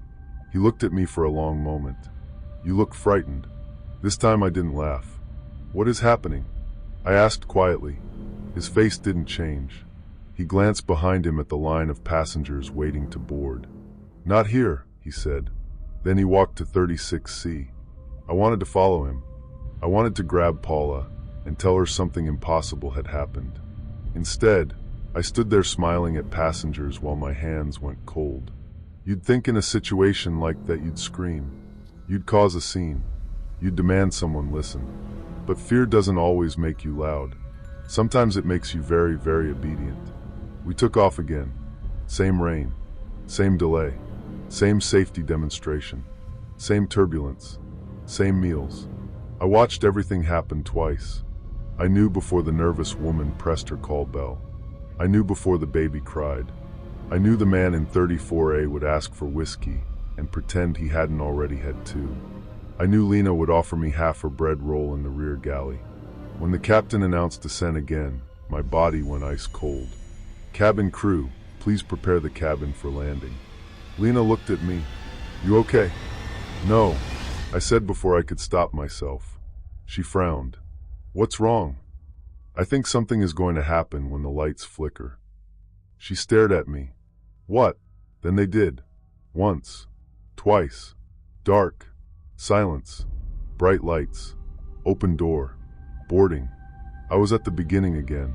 This time I almost fell. My knees just gave out slightly, and I caught myself against the jump seat. Paula looked back from the forward galley. "Amara, you all right?" I looked at her, really looked at her. Did she know? Had she been through it too? Her face was normal. Annoyed, concerned, busy. "Fine," I said. The little boy came on. "Drop the toy." This time, I didn't pick it up immediately. He looked at me and whispered, "You remember." His mother tugged gently at his shoulder. "Noah, come on." Noah. I hadn't heard his name before. I crouched and handed him the toy. "Noah," I whispered, "do you remember too?" His eyes filled with tears. "Sometimes," he said, "when it gets hungry." His mother laughed nervously. "Sorry, he's got a big imagination." But Noah wasn't looking at her. He was looking past me down the aisle. At the old man. The old man boarded and stopped. "You look frightened," he said. I stepped closer to him. "Tell me what's happening." His eyes moved over my face. "How many times?" he asked. "3. He exhaled almost sadly. "Then it has noticed you." "Who has?" He looked up at the ceiling of the aircraft. Not at a person. At the plane. Then he went to his seat. I wanted to get off. That was my first clear thought. Just walk out. Leave the aircraft. Refuse to fly. But I had no reason I could say out loud. My phone showed the same date, the same time. My messages were the same. There was nothing to prove anything. I went to Paula before the doors closed. "I'm sorry," I said, trying to keep my voice steady. "I don't feel well." She looked me over. "Sick?" "Dizzy. Really dizzy." She sighed, not unkindly. "Can you manage the sector? We're full tonight, and replacing crew now will delay us badly." A normal answer. A work answer. I wanted to tell her I had already served this flight twice and watched time fold back on itself. I wanted to tell her the child in 32F knew the plane was hungry. I wanted to tell her the old man spoke like he was waiting for the end of the world. Instead I nodded. "Yeah," I said. "I can manage." That loop was when I noticed the first missing passenger. At first, I couldn't place it. The cabin felt slightly wrong, like a room after someone moves one picture frame. Boarding was nearly complete when I realized the woman in 30D wasn't there. She had been there the first 2 times. Mid-30s, green sweater, silver headphones.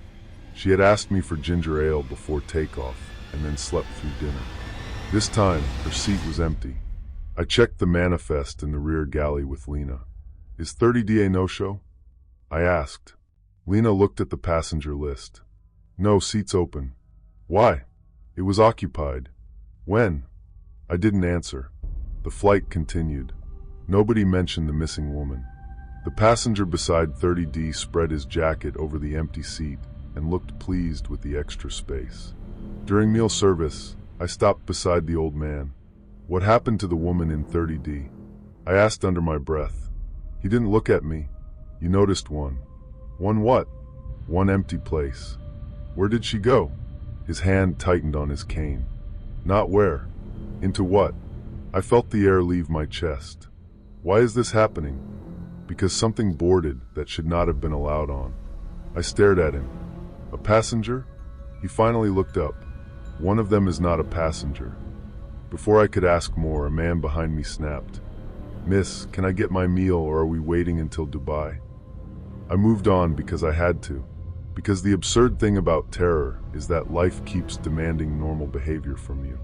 You can be trapped in something impossible, and someone will still complain about chicken.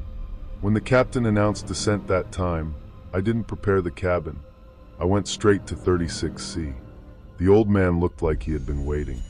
"How do I stop it?" I asked. "You find the dead one." My mouth went dry. "The dead what?" "The passenger who is already dead." The lights flickered. "No," I said. "No, wait. Once. Twice. Dark. Silence. Bright. Boarding. 4th time. This loop, 2 seats were empty. 30D. And 41A. I remembered 41A clearly because he had been a heavy-set man in a football hoodie who kept making jokes with his wife across the aisle. His wife was still there in 41C. But she wasn't acting like anything was wrong. She sat alone, reading a magazine, with no sign that she had ever known him. That scared me more than the empty seat. The missing people weren't just gone. They were being removed. From memory, from the manifest, from everyone except me. And maybe Noah, and maybe the old man. I found Noah during cruise, when his mother was asleep beside him. The cabin was dark except for reading lights and the blue glow of screens. I crouched in the aisle like I was checking on him. "Noah," I whispered, "do you remember the woman with the green sweater?" He nodded without looking at me. "And the man in the hoodie?" His lower lip trembled. "The plane ate them." I felt something cold crawl up my back. "Why do you say that?" He held up his yellow toy airplane. There were small scratches along one wing, though I didn't remember seeing them before. "It told me," he said. "What told you?" He pointed toward the window. I looked. Outside was darkness. Not night sky, not clouds, just darkness pressed against the glass. The wing light blinked red, but it didn't seem to reach anything. It was like we were flying through the inside of a closed fist. "Noah," I said carefully, "do you know who the dead passenger is?" He shook his head. Then he whispered, "But he knows." I followed his gaze. The old man in 36, he was staring straight at us. I went to him when the aisle cleared. "Are you dead?" I asked. It sounds ridiculous now. Even writing it down feels ridiculous. But at the time, those words felt perfectly reasonable. The old man gave me a tired smile. "Not yet." "Then help me." "I have tried." "How many times?" He looked toward the front of the cabin, where Paula was quietly checking overhead bins. I stopped counting after 30.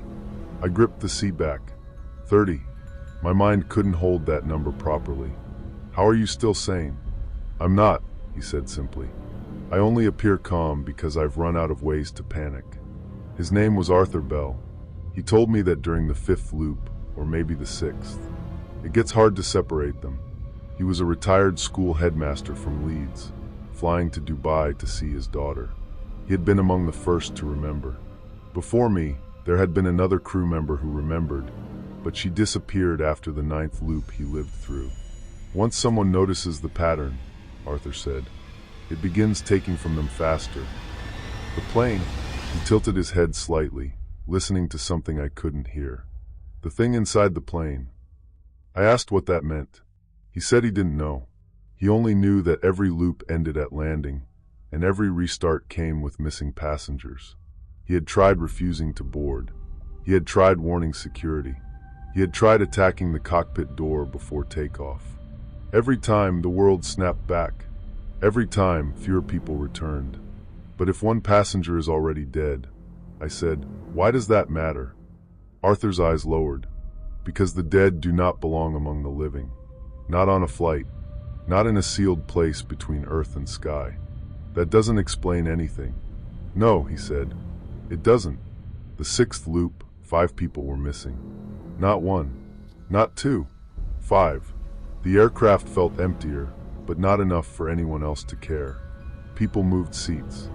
A couple took an entire row and slept across it. The crew joked that maybe we'd gotten lucky with no-shows.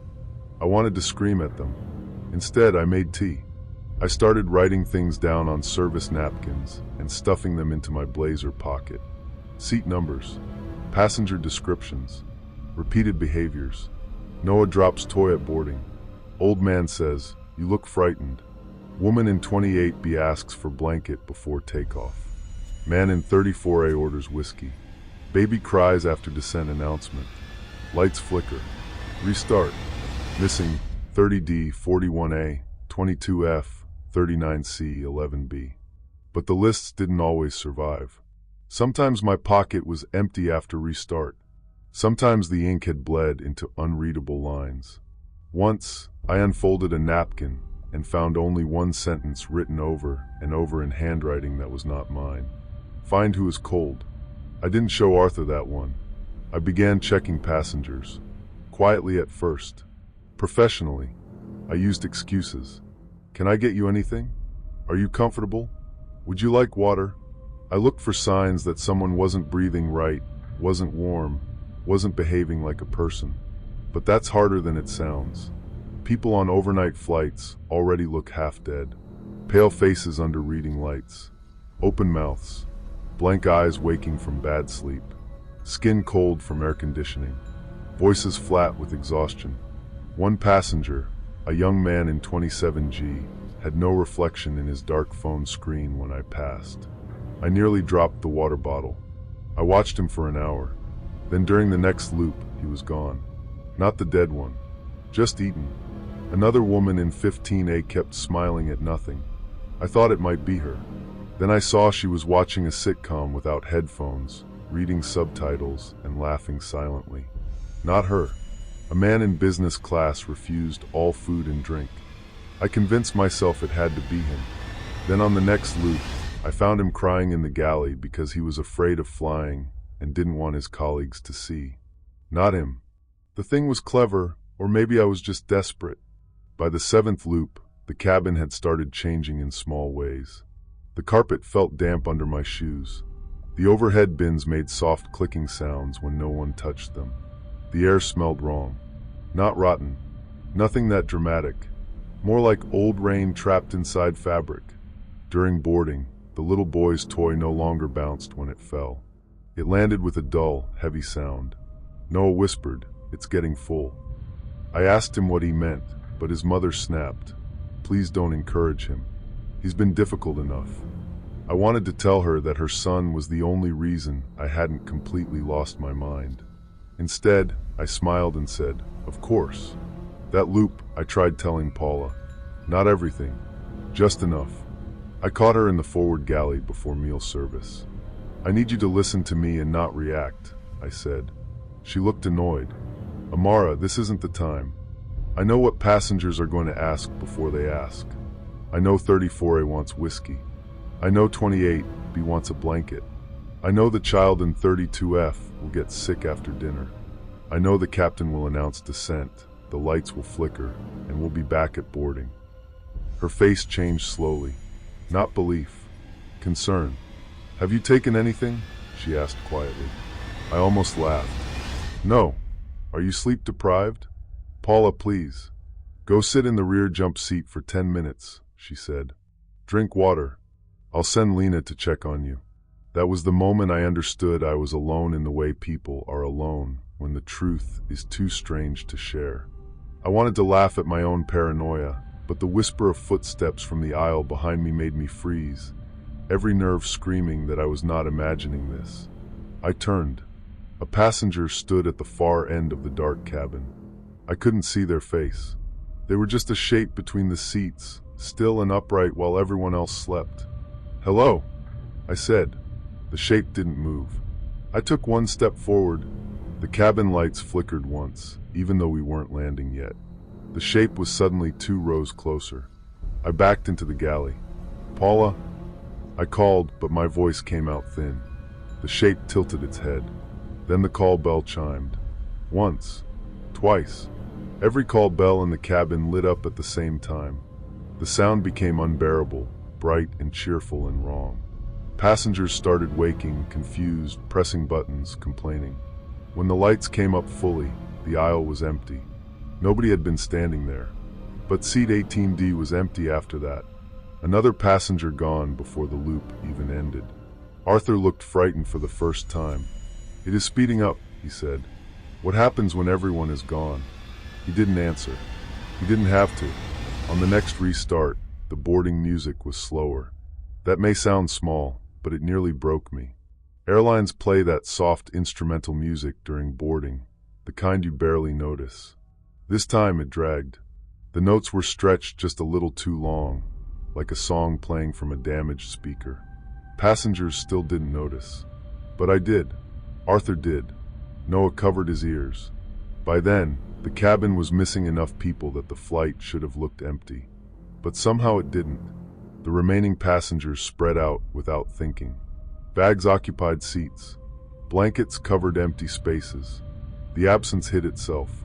I started to suspect that was part of it. The loop didn't just restart time. It adjusted reality, so the missing people had never mattered. During that loop, Arthur gave me the closest thing we had to a plan. "The dead passenger will not change," he said. Everyone else can be taken, removed, rearranged, but the dead one will remain because it is the anchor. So we compare who stays every time. Yes, there are still over 100 people. Then stop looking for who disappears, he said. Look for who doesn't belong. I almost snapped at him, but I knew he was right. Who doesn't belong? I looked around the cabin. Families, tourists, business travelers, students, crew, ordinary people in an ordinary metal tube at 38,000 feet.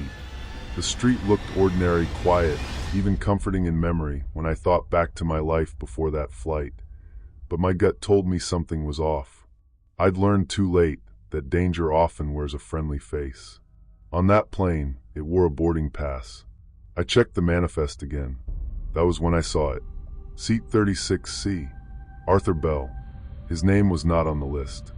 I stared at the screen in the rear galley. My fingers went numb. 36A empty. 36B listed. 36C blank. But Arthur had boarded every time. He had sat there every loop. He remembered. He knew the rules. He had been guiding me, or leading me. I looked down the aisle. Arthur sat in 36C with his hands folded over his cane, watching me. For a moment, I couldn't breathe. Lena came into the galley behind me. What are you looking at? I closed the manifest. Nothing. My mind started racing, putting pieces together whether I wanted it to or not. Arthur said he wasn't dead yet. Arthur said someone should not have been allowed on. Arthur was not on the manifest. Arthur remembered 30 loops. Arthur never ate. Arthur drank water, yes, but I had never seen him swallow. I went cold all over. When I approached him, he didn't look surprised. You found something, he said. You're not on the manifest. His eyes closed. Ah, that's all you have to say. It changes. No, the others change. You don't. His face tightened. Amara, are you the dead passenger? The words came out louder than I intended. A woman across the aisle glanced up, then went back to her movie. Arthur leaned toward me. No, he said, but I think it wants you to believe that. Why should I trust you? You shouldn't. That answer stopped me. He looked exhausted, truly exhausted. You should not trust anyone completely, he said. Not me, not the child, not even yourself, after enough loops. This thing uses certainty as bait. I hated him for saying that because it sounded true. During descent, I stayed beside him. If you're not on the manifest, prove you're alive. He gave a small, humorless laugh. How? I don't know. Tell me something real. My daughter's name is Priya, he said. She lives in Dubai Marina. She has 2 girls, Mira and Sanvi. Mira likes dinosaurs. Sanvi refuses to wear socks. My wife died 4 years ago in March. I still set out 2 mugs some mornings by mistake. His voice cracked on the last sentence. I wanted that to be enough. But grief isn't proof of life. Not on a plane like that. The captain announced landing. The lights flickered. Before darkness took us, Arthur grabbed my wrist with surprising strength. The dead one is cold, he said, but not in the body. Then everything restarted. I woke at boarding with his handprint still aching around my wrist. That was new. Things from the loop weren't supposed to carry over physically. I pulled back my sleeve. There were faint red marks where his fingers had been. I don't know why, but that made me trust him more. Not completely, but enough. The next loop, I made a different plan. I stopped trying to identify the dead by appearance and started listening for emotional temperature. Cold not in the body. That phrase stayed with me. Passengers get irritated, anxious, tired, rude. They laugh. They complain. They worry about connections. They ask for water. They miss home. Even the quiet ones give off something human if you pay attention long enough. So I listened. I watched the mother's patience thinning with Noah. Human. The businessman pretending he wasn't scared during turbulence. Human. The nervous woman twisting her wedding ring. Human. The young man flirting awkwardly with Lena. Human. Arthur, sad and afraid beneath his calm. Human, I hoped. Then I reached row 24. Seat 24F. Window seat. A woman sat there alone. I had seen her before, obviously. She had boarded in every loop. Late 20s, maybe early 30s. Black hair cut just below her chin. Beige coat folded neatly in her lap. No bag under her seat. No headphones. No book. No phone. That alone wasn't strange. Some passengers sit quietly. But I realized I had never interacted with her. Not once. She had never asked for a drink. Never declined a meal. Never used the lavatory. Never shifted in her seat. She just sat by the window, facing slightly toward the glass, as if watching something outside. Her boarding pass, when I checked the system, said 24F. Name, Elise Warren. I brought her a cup of water. Miss Warren? She turned her head. Her face was ordinary. That was the worst part. Not pale like a corpse. Not monstrous. Just a tired-looking woman with dark eyes and smooth skin. Would you like some water? I asked. She looked at the cup, then at me. No, thank you. Her voice was soft. British accent. Maybe London. Are you comfortable? Yes. Traveling to Dubai for work or holiday? She smiled. A small, polite smile. I'm going home. Something about that answer made my stomach tighten. Home? Yes. In Dubai. She turned back to the window. Not exactly. I stood there too long. A passenger behind me asked for tea, and I moved on, but my skin prickled all the way down the aisle. I checked the manifest. Elise Warren, 24F, was listed. So were passport details, ticket number, meal preference. Everything normal. I asked Paula about her. 24F? Paula said, "What about her? Did she seem strange to you during boarding?" Paula gave me a look. Half the passengers seemed strange during boarding. Did she have a bag? I don't know, Amara. I'm not inventorying handbags. Fair. I asked Lena. She shrugged. Pretty woman? Quiet? I offered her juice. She said no. You remember her saying no? Yeah, that bothered me, because I didn't. In every loop, I remembered almost everything by then.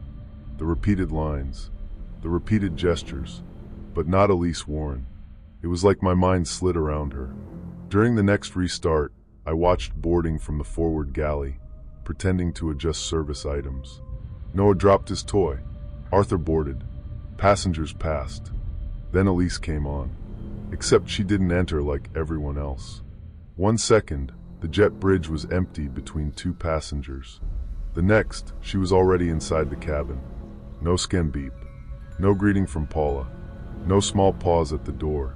Just there, walking calmly toward row 24. My body knew before my mind did. It was her. It had to be. I followed her. Miss Warren, I said. She stopped beside 24F. Slowly, she looked back. Can I see your boarding pass, please? Her expression didn't change. I already showed it. I just need to confirm something. Of course. She reached into her coat pocket and handed me a boarding pass. It looked real, but it was cold. Not cool from air conditioning. Cold like it had been resting on ice. The paper was damp against my fingers. I looked down. Passenger, Elise Warren. Flight, 417. Seat, 24F. Date, November 14th. I stared at the date. Our flight was November 18th. I looked up. She was smiling faintly. You're very observant, she said. I couldn't speak. She leaned closer, just enough that I smelled something on her. Not decay, not rot. Something cleaner and worse. Chlorine. Cold water. I was observant too, she whispered. At first. Then she sat down. I went straight to Arthur. It's 24F. His face went gray. You're sure? No, but her boarding pass has the wrong date. Arthur's eyes closed for a moment. For days. What? He looked at me. There was a news report before I came to the airport.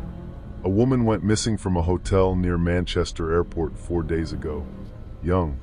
Dark hair. They thought she left voluntarily. I felt sick. Was her name Elise? I don't remember. The loop had stolen too much from him. We needed proof. We needed to stop it. But how do you confront a dead passenger at cruising altitude when everyone around you thinks you're a tired flight attendant having a breakdown? I tried the cockpit. I called the flight deck and asked to speak to the captain urgently. Paula intercepted me before I could explain. "Enough," she said quietly, pulling me into the galley. "You are worrying me now. Please listen to me. There is a passenger on board who shouldn't be here." "What does that mean?" "She may be dangerous." Paula's professional mask clicked into place. "Which passenger?" 24F, Elise Warren. Paula looked toward the cabin. "What did she do?" "She." I stopped. What could I say? Her boarding pass was cold. She appeared from nowhere. Her date was wrong. "She doesn't belong here," I said weakly. Paula stared at me for a long second. "Sit down," she said. "Now." My hands were shaking. "You don't understand." "No, you don't understand," Paula said. "If you accuse a passenger without cause, you could lose this job before your probation ends." The word job sounded obscene in that moment, as if any of it mattered, as if probation and performance reviews and passenger complaints still existed in a world where people were being erased from reality. I walked away from her, not proudly, not bravely. I walked away because if I stayed, I was going to start crying. During that descent, I stood in the aisle beside 24F. Elise looked out the window. The captain announced landing. "Cabin crew, please prepare the cabin for landing." I leaned down and whispered, "I know what you are." She didn't turn. Outside the window, there were no city lights, no coastline, no clouds, just the same deep black pressing close. "You know nothing," she said. The lights flickered. I grabbed her wrist. Her skin was freezing. The cabin went dark. For the first time, I heard something inside the darkness. Not a scream. A breath. Massive. Slow. Pleased. Bright lights. Boarding. But this time I wasn't by the rear door. I was sitting in 24F. For one horrifying second, I thought I had become her. Then I realized I was in my uniform, strapped into the passenger seat, with my hands gripping the armrests so hard my nails hurt. People were boarding around me. No one looked at me. From somewhere at the front, I heard Paula greeting passengers. I unbuckled and stumbled into the aisle. Lena nearly collided with me. "Amara, why are you sitting there?" "I don't know," I said. She frowned. "Were you checking the seat?" "Yes," I lied. Then I saw Elise. She was standing in the aisle near the rear galley, wearing my scarf. Not my full uniform, just my scarf, tied perfectly around her neck. She smiled at me. My hands went to my throat. My scarf was missing. I could feel my pulse in my ears, my hands trembling, as I fumbled with the top button of my blouse. Every second felt stretched, like time itself was conspiring against me. Elise walked past me slowly. As she passed, she whispered, "Crew can be removed too." I wanted to scream. Instead, I followed her. Maybe that was stupid. It probably was. Fear makes you do strange things. I followed her down the aisle, past confused passengers, past Noah clutching his toy, past Arthur rising halfway from his seat. Elise entered the rear galley and turned toward the lavatories. Then she vanished. There isn't a better word for it. She stepped behind the curtain by the lavatory area, and when I pulled it open half a second later, she was gone. Both lavatories were empty. The rear aircraft door was closed. There was nowhere else to go. On the floor, beside the waste cart, was my scarf. Wet, freezing cold. I picked it up with 2 fingers. Something was written on the inside in faint gray letters, as if pressed there by dirty water. "Let me land." I took the scarf to Arthur. He read the words and looked older than before. "She wants to land," I said. "They all do." "All who?" "The dead." I sat down in the empty aisle seat beside him, ignoring the fact that I was supposed to be working. "Arthur, tell me exactly what you think this is." He looked toward the window. "Years ago, when my wife was ill, she used to say airports were full of ghosts. Not literal ghosts, maybe. Just people leaving, people waiting, people between one life and another. She said aircraft were worse because for hours, nobody belongs anywhere. Not where they left. Not where they're going. That's not an answer. No, he said, but maybe that's why it can happen here. I rubbed my face. I don't need philosophy. I need to stop her. Then she must be acknowledged. What does that mean? Arthur's expression hardened. Most dead things cling because no one knows they're dead. Name her. Speak what happened. Make the living remember. That may break the loop. And if it doesn't, he looked at the empty seats around us. Then there will be fewer of us next time. Finding out what happened to Elise was not easy. We had no internet once airborne, at least not anything useful. My phone reset every loop. The flight system only showed what it wanted to show. So I did the only thing I could think of. I searched the passengers' conversations. That sounds invasive. It was. I don't feel proud of it, but morality becomes complicated when the alternative is being digested by a nightmare at 38,000 feet. I listened during boarding. I watched newspapers, phones, overheard gossip. On the next loop, I found something. A man in row 12 had a newspaper folded in his laptop bag. During boarding, when he lifted the bag into the overhead bin, the paper slipped out. I saw a small headline near the bottom of the front page. Woman still missing after airport hotel disappearance. I took it before he noticed. In the rear galley, I unfolded it with shaking hands. The article was short, very short. Local news, not front page tragedy. Elise Warren, 29 from London, had been reported missing after failing to board a scheduled flight from Manchester to Dubai on November 14th. She had checked into an airport hotel the night before. CCTV showed her entering a lift at 11:42 p.m. She was not seen leaving. Her suitcase remained in her room. Police were appealing for information. There was a photo. Same black hair. Same soft face. Same tired eyes. The article did not say she was dead. But I knew. I felt it with a certainty that made my stomach turn. Arthur read it silently. "Hotel," he said. Noah appeared beside us so quietly I nearly jumped. His mother was asleep again. Or the loop wanted her asleep. I don't know. She went down, Noah whispered. I crouched in front of him. What do you mean? He held his toy plane against his chest. The lady. She went down where it was cold. Arthur's face tightened. The hotel had a service lift, he said. Maybe a basement. Noah shook his head. Water. The word seemed to dim the cabin. Arthur and I looked at each other. Chlorine. Cold water. An airport hotel. A missing woman. I remembered something from safety briefing, something Paula had mentioned casually before boarding. Our crew hotel in Dubai had a rooftop pool, and she joked that she was going to float in it until checkout. But Elise had disappeared in Manchester. Airport hotels have pools too. Did she drown? I whispered. Noah's eyes filled with tears. She couldn't get out. The lights flickered overhead. Not descent. Not yet. A warning. The aircraft didn't like us talking. A low groan moved through the cabin, deep inside the walls. Passengers looked around uneasily. Was that turbulence? Someone asked. Arthur gripped his cane. Amara, he said, now. We didn't have until landing. I went to Paula again, but not to convince her privately this time. I picked up the interphone. Paula saw me and moved fast. Amara, don't. I pressed the PA button. My voice echoed through the cabin before I could lose courage. Ladies and gentlemen, I need your attention for a moment. I know this is going to sound strange, but there is a woman on board named Elise Warren. Seat 24F. The cabin rustled. Paula grabbed for the handset. I turned away, holding it with both hands like a lifeline. Elise Warren went missing from a Manchester airport hotel on the 14th of November.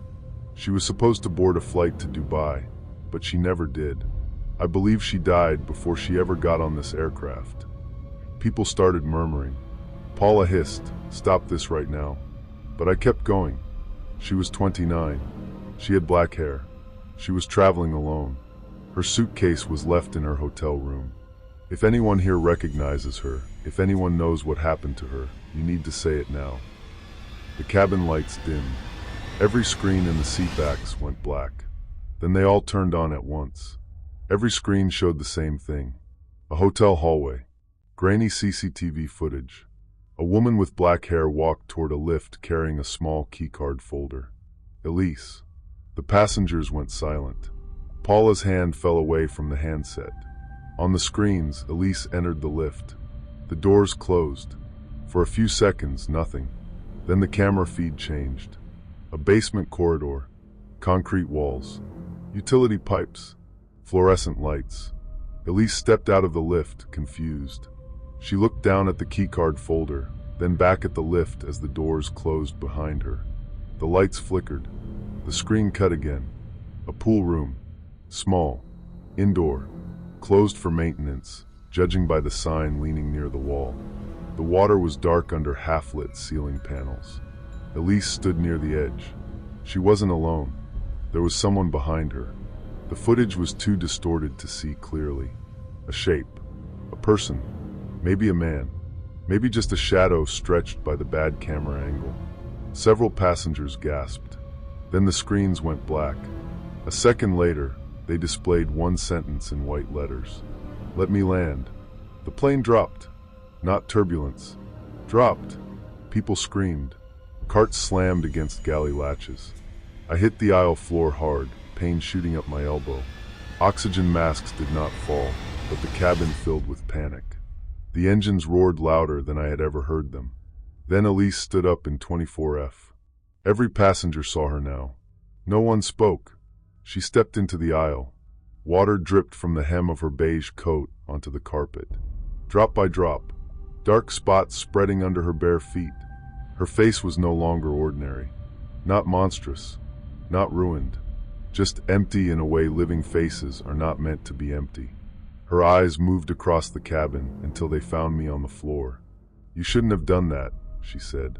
Her voice came from every speaker at once. I scrambled backward. My heart was hammering so hard I thought I might pass out.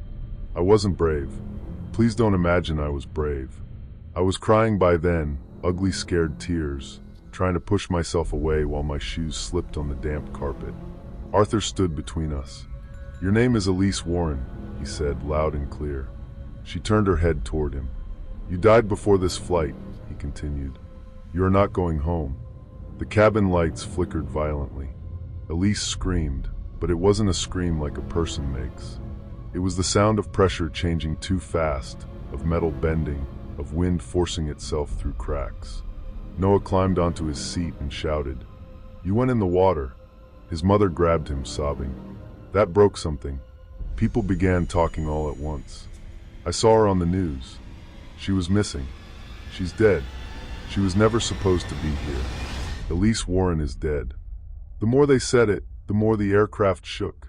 Elise backed down the aisle, hands over her ears. "No," she said. "No, I have a seat. I have a boarding pass."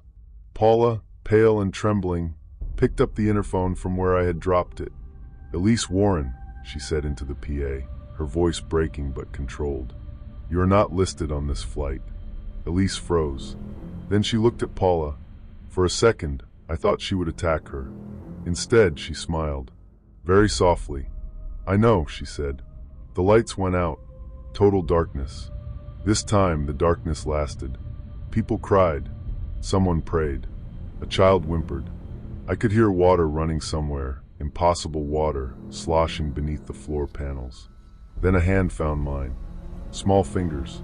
"Noah, don't let go," he whispered. I held onto him. Another hand gripped my shoulder. "Arthur." The aircraft tilted downward.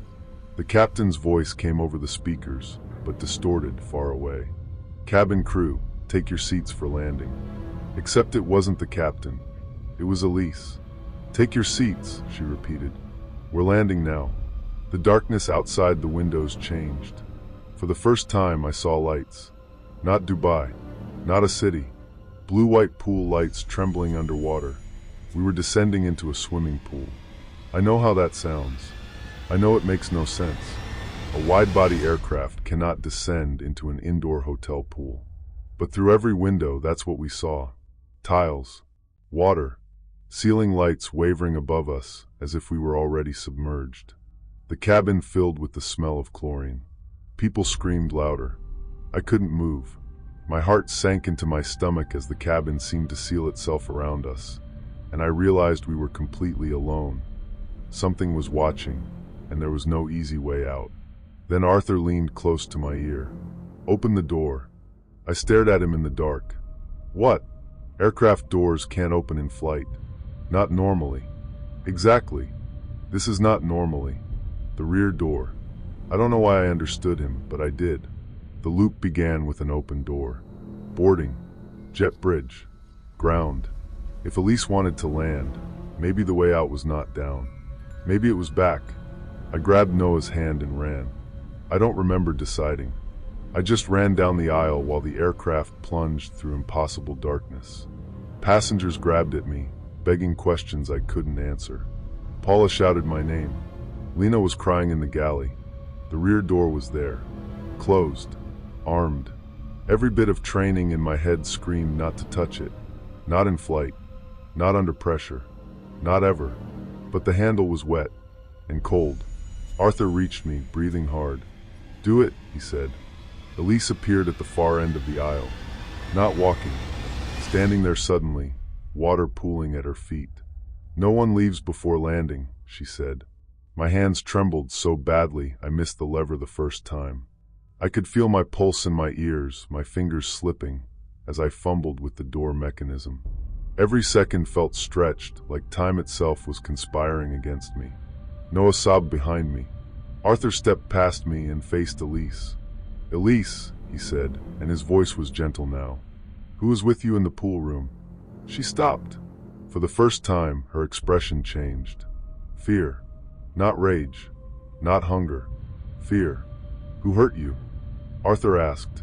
The aircraft steadied. Just slightly. Elise looked like a young woman again. Lost. Soaked. Shivering. "I don't remember his face," she whispered. The door handle moved under my hands. A seam of white light appeared around the frame. Arthur kept talking. "That isn't your fault." The water smell became unbearable. "He said the lift was broken," Elise said. "He said he worked there. A fake authority figure. A helpful stranger. A friendly face." My stomach twisted. "He took me downstairs," she whispered. "I thought he was helping me." The door cracked open. Wind slammed into the galley, but it wasn't high-altitude wind. It smelled like rain and jet fuel. Manchester rain. The jet bridge was on the other side. Boarding time. The beginning. Elise saw it. "No," she said. But she didn't sound angry anymore. She sounded terrified of being left behind. Arthur turned to me. "Go. What about you?" He smiled sadly. "I think I got on this flight to see my daughter," he said. "But maybe I stayed to make sure someone else got off." Then he pushed Noah and me through the opening. We fell. Not far. I landed hard on the jet bridge carpet, shoulder first, the breath knocked out of me. Noah landed beside me and immediately started crying. Behind us, the aircraft door was open. Inside, the cabin was bright. Passengers were boarding. For one insane second, I thought we had failed. Then I heard shouting. Real shouting. Airport staff running. Paula screaming for medical assistance. Passengers backing away from the aircraft door. Arthur stood inside the doorway, holding onto the frame. Elise was behind him in the aisle. She looked at me one last time. Not with empty eyes. Human eyes. Then the cabin lights flickered. Once. Twice. The aircraft went dark. Not the terminal. Not the jet bridge. Just the aircraft cabin, as if every light inside had been switched off at once. When they came back on, Elise was gone. So was Arthur. But the passengers remained. All of them. The missing people were back in their seats, confused and frightened, with no memory of disappearing. The woman in the green sweater was crying. The man in the football hoodie was holding his wife like he'd just woken from a nightmare. Noah's mother screamed when she saw him on the jet bridge and ran to him. Airport police boarded within minutes. The flight was canceled. Officially, there was an electrical fault, a crew medical incident, and passenger panic during boarding. That's what the airline called it. That's what the report said. The aircraft was taken out of service for inspection. I was interviewed by management, then by police, then by people who didn't introduce themselves properly. I told them everything at first. The loops, the missing passengers, Elise, Arthur, the pool. Most of them looked at me with polite concern. Then one detective, a tired woman with short gray hair, asked me to step into a separate room.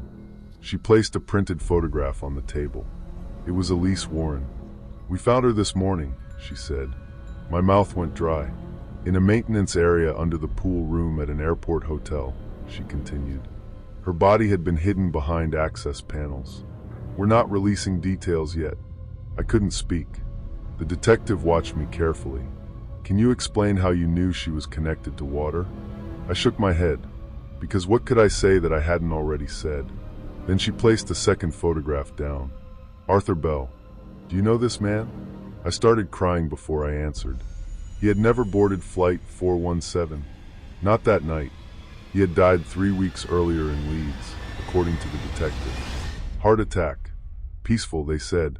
His daughter in Dubai had been trying to arrange travel to bring some of his belongings over. Somehow, his name had appeared in an early passenger service note, then disappeared from the final manifest due to what the airline called a system error. But I know better. I think Arthur was on that plane for the same reason Elise was.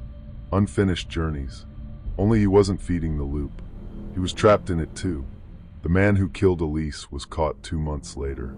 He worked maintenance at the hotel.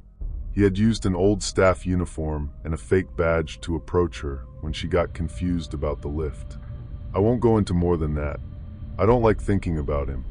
People like that don't need a reason. They just need an opportunity. I quit flying 6 weeks after Flight 417.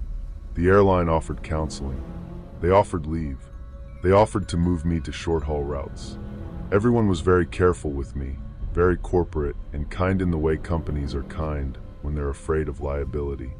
But I couldn't do it anymore. I couldn't stand boarding music. I couldn't stand the smell of jet fuel. I couldn't stand watching people step onto a plane with their pillows and backpacks and tired little children, trusting that the world would keep moving forward. Because sometimes it doesn't. Sometimes it circles back. Even now, years later, I still check passenger lists in my dreams. I still wake up smelling chlorine. I still feel that cold boarding pass in my hand. And whenever I'm in an airport, I watch the quiet passengers, the ones with no bags, the ones who don't look excited or tired or annoyed, the ones who just sit by the window like they're waiting for permission to arrive somewhere they can't reach. Even after escaping, even with the safety of police lights behind me, a small, cold part of me couldn't stop replaying the face I'd seen in seat 24F. The calm, empty eyes that didn't blink. People always ask if I think Flight 417 was haunted. I don't know. Haunted feels too simple. I think there are places in the world where grief, fear, and unfinished things collect quietly, like dust in corners.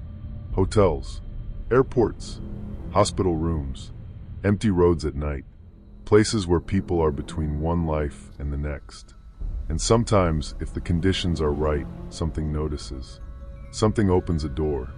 If you ever find yourself on a late-night flight, and the captain announces landing, and the cabin lights flicker once, then twice, don't laugh it off. Look around. Count the empty seats.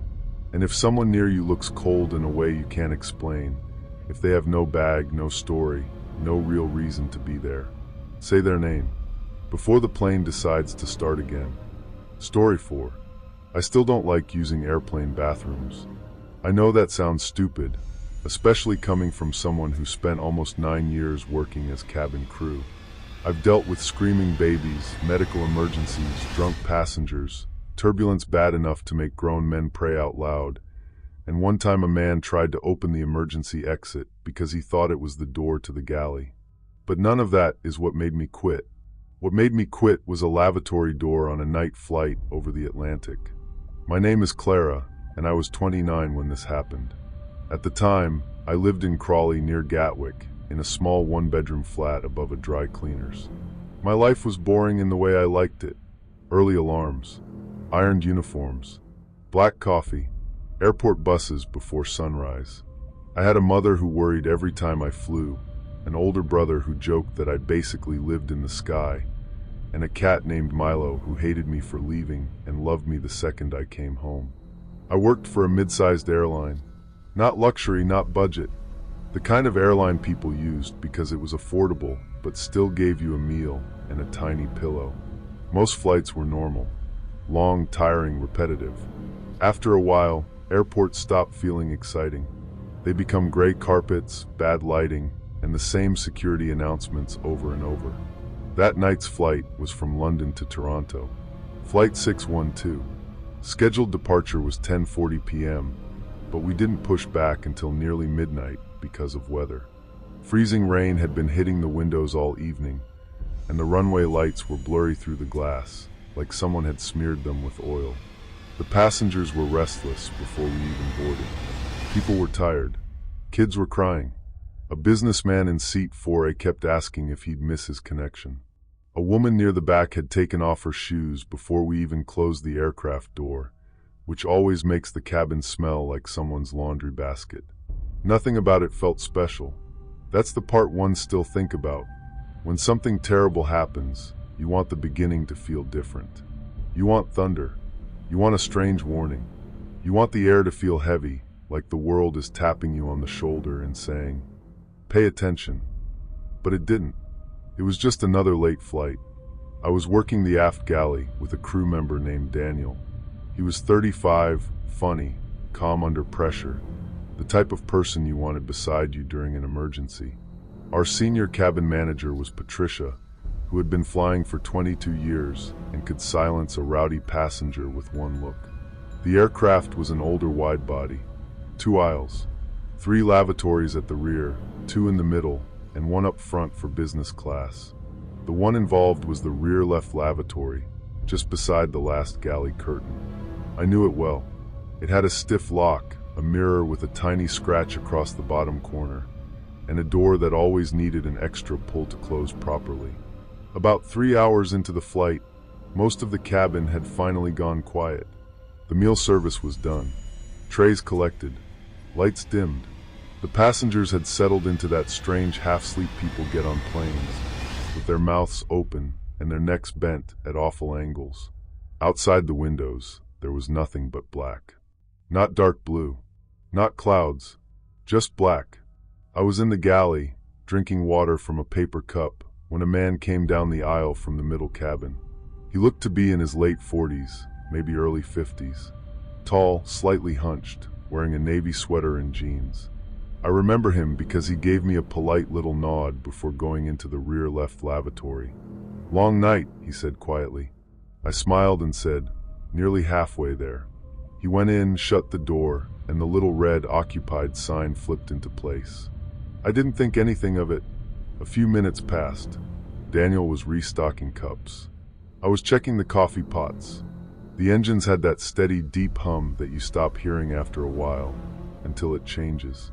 Then an elderly woman from 49C pulled back the curtain and said, "Excuse me, love, I think someone's been in there a long time." I looked at the lavatory door. Still occupied. I checked my watch. It had been maybe 10 minutes. Not unusual. Some people get sick. Some people take forever. Some people treat aircraft bathrooms like private hotel rooms, which is disgusting but not rare. I gave the woman a smile. "I'll check." I knocked gently. "Sir, everything okay in there?" No answer. I waited. Knocked again, slightly harder. "Sir, cabin crew. Are you all right?" Still nothing. Daniel looked over at me. His expression changed just a little. Not alarmed exactly, but alert. I leaned closer to the door. I couldn't hear movement inside. No rustling, no cough, no tap running. Just the engine noise and the faint rattle of bottles in the galley drawers. Patricia came back when I called her. She knocked once, hard, with her knuckles. "Cabin crew, we need you to respond." Nothing. That's when the mood shifted. Passengers nearby began watching. A man took off his headphones. The elderly woman had one hand over her mouth. Someone whispered, "Is he sick?" Aircraft lavatory doors can be opened from the outside with a latch hidden beneath the sign. It's there for emergencies. Patricia told Daniel to get the key tool from the galley. but she already had her fingers under the little panel. She looked at me and said, "Stand by." I remember that so clearly. Stand by. Like whatever was behind the door would wait politely for us to be ready. She slid the latch. The red sign switched to green. Then she pulled the door open. The lavatory was empty. Not he was collapsed behind the door. Not he was hiding somehow. Empty. The toilet lid was down. The sink was dry. The little trash flap was closed. The blue cleaning fluid smell drifted out, sharp and chemical. The mirror reflected Patricia, Daniel, and me standing there in the narrow galley with our mouths slightly open. For 2 or 3 seconds, nobody said anything. Then Daniel laughed once. Not because it was funny, but because his brain didn't know what else to do. "He must have come out," he said. I looked down the aisle. People were staring back at us. The elderly woman said, "No, he didn't." Her voice was calm. That made it worse. Patricia asked, "Are you sure?" I was sitting right there. I watched the door. He didn't come out. We searched anyway. That's what you do when something impossible happens. You do the normal things first. We checked the aisles, the back rows, the nearby seats. Patricia asked me to confirm the passenger's seat number, but none of us knew where he had come from. So we started quietly asking around. Had anyone seen the man in the navy sweater? Did anyone know him? Was he traveling with someone? A woman in 37H said she thought he had been sitting across from her. But when we checked, the seat was empty with a blanket folded on it and a half-finished plastic cup of tomato juice in the holder. The passenger manifest said that seat belonged to a man named Martin Hale. He had boarded in London. He had not left the plane. There is nowhere to go on an aircraft.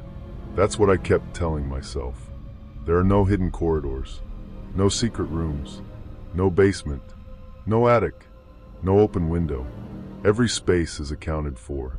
Every door leads somewhere obvious. If someone disappears, they have to be somewhere. Patricia informed the captain. She kept her voice professional, but I could see her hand gripping the interphone tighter than usual. The captain told us to continue searching and keep it discreet. Discreet. A man had vanished from a locked bathroom at 36,000 feet, and we were supposed to be discreet. For the next 20 minutes, we checked everything. Every lavatory, every jump seat, the crew rest area, the galley carts. We even looked behind the last row, where people sometimes drop phones or shoes. Nothing. By then, a few passengers had noticed. Whispering started spreading through the cabin in little waves. The kind of whispering people do when they're trying not to panic, which only makes everyone else panic more. Daniel leaned close to me in the galley and said, "Do you think he switched seats?" "With who?" "I don't know."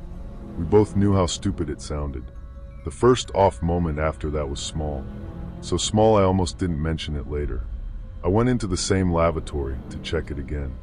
I didn't want to, but Patricia told me to make sure there wasn't anything inside that might explain what happened.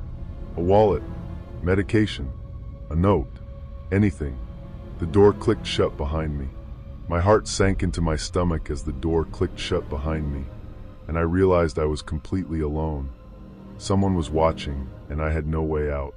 That thought came so suddenly, so sharply, that I almost opened the door again immediately. Instead, I forced myself to breathe. It was just a lavatory. Tiny, bright, plastic walls, fold-down baby table, paper towels, mirror. I checked the trash. Nothing but tissues and cups. I checked the sink. Dry. I looked at the floor. Clean. Then I saw the mirror. At first, I thought there was someone standing behind me. Not clearly, just a shape. A dark shoulder over my left side, reflected in the glass. I spun around so fast my elbow hit the wall. No one was there. The lavatory was empty. I looked back at the mirror. Just me. Pale face. Hair pinned back. Uniform scarf slightly crooked. I wanted to laugh at my own paranoia, but the whisper of footsteps from the hallway made me freeze, every nerve screaming that I was not imagining this. Except there was no hallway, just the galley outside. I opened the door so hard it banged against the stop. Daniel was standing there. "You okay?" I nodded, even though I wasn't. Just felt dizzy, I said. I told myself it was stress. The missing passenger. The lack of sleep. The recycled air. People think cabin crew are used to flying, and we are, but working through the night at altitude does weird things to your head. For a while, nothing else happened. Then, about 40 minutes after Martin Hale disappeared, a teenage girl went into the same lavatory. I saw her because I was standing near the curtain. She was maybe 16 or 17, wearing a gray hoodie with a university logo on it, though she looked too young for university. She had tangled blonde hair and sleepy eyes. She smiled at me in that awkward way teenagers smile at adults they don't want to talk to. "Careful with the lock," I said automatically. "It sticks." "Thanks," she mumbled. She went in. Door closed. Occupied sign read. I stood there. I don't know why I stayed nearby. Maybe because of what had happened. Maybe because some part of me already knew. 3 minutes passed. Then 5. Then 8. I knocked. "Miss? Are you okay in there?" No answer. My mouth went dry. Daniel looked at me from the other side of the galley. "No," he said under his breath. I knocked harder. "Cabin crew, please respond." Nothing. The passengers in the last rows were awake now. One woman sat upright and grabbed her husband's arm. Patricia came back fast. She didn't ask questions this time. She opened the latch from outside. The door swung inward. Empty. The hoodie girl was gone. This time no one laughed. A man in the back row stood up and said, "What the hell is going on?" Patricia raised both hands in that practiced calming gesture. "Sir, please remain seated. My daughter just went in there." The cabin went silent. He stepped into the aisle. His face had gone red, but his eyes were terrified. "My daughter just went in there," he said again louder. "Where is she?" The mother started screaming her name. "Emily." That's when the flight changed. Before that, it had been strange. Impossible, but still quiet enough to pretend there was some explanation. After the girl disappeared, the fear became real. People unbuckled. Heads turned. Someone started crying. A child woke up and asked his mother what was wrong. The captain turned on the seatbelt sign, even though the air was smooth. A chime rang through the cabin, bright and cheerful, completely wrong for the moment. "Ladies and gentlemen, this is your captain speaking. We are experiencing a minor technical issue in the rear cabin. For your safety, please remain seated with your seatbelts fastened while the crew assists." Minor technical issue. A girl had vanished. Her father tried to push past Patricia, but Daniel blocked him. Not aggressively, just enough. The man kept saying, "Open it again. Open it again. She's in there." We opened it again. Still empty. He looked inside himself. He touched the walls. He bent down like maybe she was folded under the sink. Then he turned to us with a face I've never forgotten. It was the face of someone whose world had just stopped making sense. "Patricia told me to close the lavatory and put a cart in front of it. So I did. I dragged a service cart sideways and locked the brakes. I put a handwritten sign on the door that said out of order. My hands were shaking so badly the letters looked childish. For about 10 minutes, that worked. Nobody went near it. The parents of the girl were moved toward the front, though moved is too gentle a word. The mother was sobbing so hard she could barely walk. The father kept arguing with Patricia, then with the captain over the interphone, then with nobody. He just stood in the aisle repeating, "She can't be gone. She can't be gone." I remember looking at the rows of passengers and thinking how ordinary they all looked. Blankets, neck pillows, plastic cups, reading lights. The same cramped cabin I had worked 100 times. The aircraft looked ordinary, quiet, even comforting, but my gut told me something was off. I'd learned too late that danger often wears a familiar face. That's when the third person disappeared. And this is the part one hate telling, because it sounds impossible even compared to the rest. Nobody went inside the lavatory. The door was blocked. The cart was in front of it. I was standing right there. A woman in seat 51A, last row window, suddenly said, "Excuse me?" I turned. She pointed toward the lavatory mirror. From where she was sitting, because the door was partly open from the earlier search. She could see the mirror inside at an angle. "There's someone in there," she said. I looked. In the mirror, behind the reflection of the open doorway, stood the man in the navy sweater. Martin Hale. He wasn't in the lavatory itself. If he had been, we would have seen him.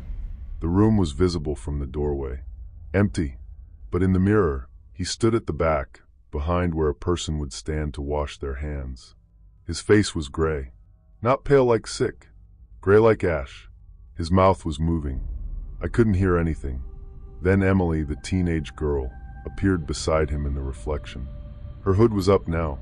She looked terrified. The woman in 51A screamed. Daniel saw it too. I know he did because he whispered, "Jesus Christ." Patricia ran over and shoved the lavatory door shut. The mirror disappeared behind it. For a second, everyone was frozen. Then something knocked from inside. 3 slow knocks. Knock, knock, knock. The father of the missing girl lunged toward the door. Daniel grabbed him. "Emily," the man shouted. "Emily, baby, answer me." The knocking stopped. Then the occupied sign changed from green to red by itself. I saw it. So did Daniel. The little plastic slider moved with a soft click, even though nobody touched the door. That sound cut through every bit of noise in the cabin. The crying, the engine hum, the whispers. Click. After that, the captain made the decision to divert. We were over the Atlantic, too far from where we had come from, and still far from where we were going. I don't remember the exact details, but we were told we'd be landing in St. John's, Newfoundland. The passengers were not told the full reason. They didn't need to be. By then, they knew something was very wrong. We secured the cabin as best we could. That phrase sounds ridiculous now. Secure the cabin. How do you secure a cabin from a bathroom door that eats people? Patricia ordered everyone to stay seated. She had Daniel stand by the rear galley with me. She told us, very quietly, not to open that lavatory no matter what we heard. No matter what. For the next half hour, we heard things. At first, it was knocking, then scratching, then the sound of someone crying. A girl's voice said, "Dad?" The father tried to get up. 2 passengers held him down, not because they were cruel, but because everyone knew if he reached that door, we might lose him too. "Dad, please," the voice said from behind the lavatory door. Her mother screamed into her hands. Patricia stood in the aisle, facing the passengers, telling everyone to stay calm. But her voice had a crack in it now. Then came the man's voice. "Martin Hale. Can someone help me? I think I'm hurt." He sounded close, just behind the door. Daniel muttered, "Don't answer." I hadn't planned to. I could feel my pulse in my ears, my hands trembling, as I fumbled for the interphone. Every second felt stretched, like time itself was conspiring against me. I called the flight deck and told them the voices were coming from inside the lavatory. There was a pause. Then the captain said, "Clara, listen carefully. Do not open that door." I said, "We're not." Another pause. Then quieter, he asked, "Can you see smoke?" The question confused me. "No," I said. "Why?" He didn't answer right away. Then he said, "Because we're getting intermittent fire warnings from the rear hold and the aft lavatory zone. But there's no temperature rise." I looked at the lavatory door. No smoke. No heat. No smell except coffee, fear, and the faint blue chemical toilet fluid. "There's no fire," I said. The captain didn't respond for a moment. When he did, his voice sounded different. "We're also getting a cabin pressure fault that doesn't make sense. Instruments show a rapid decompression event for less than a second, then normal again." I didn't understand the technical side fully, but I understood enough to know that systems don't usually invent disasters out of nowhere. A few minutes later, the lights flickered. Not off, just dim, bright dim, like the plane had blinked. And when they came back fully, the rear left lavatory door was open.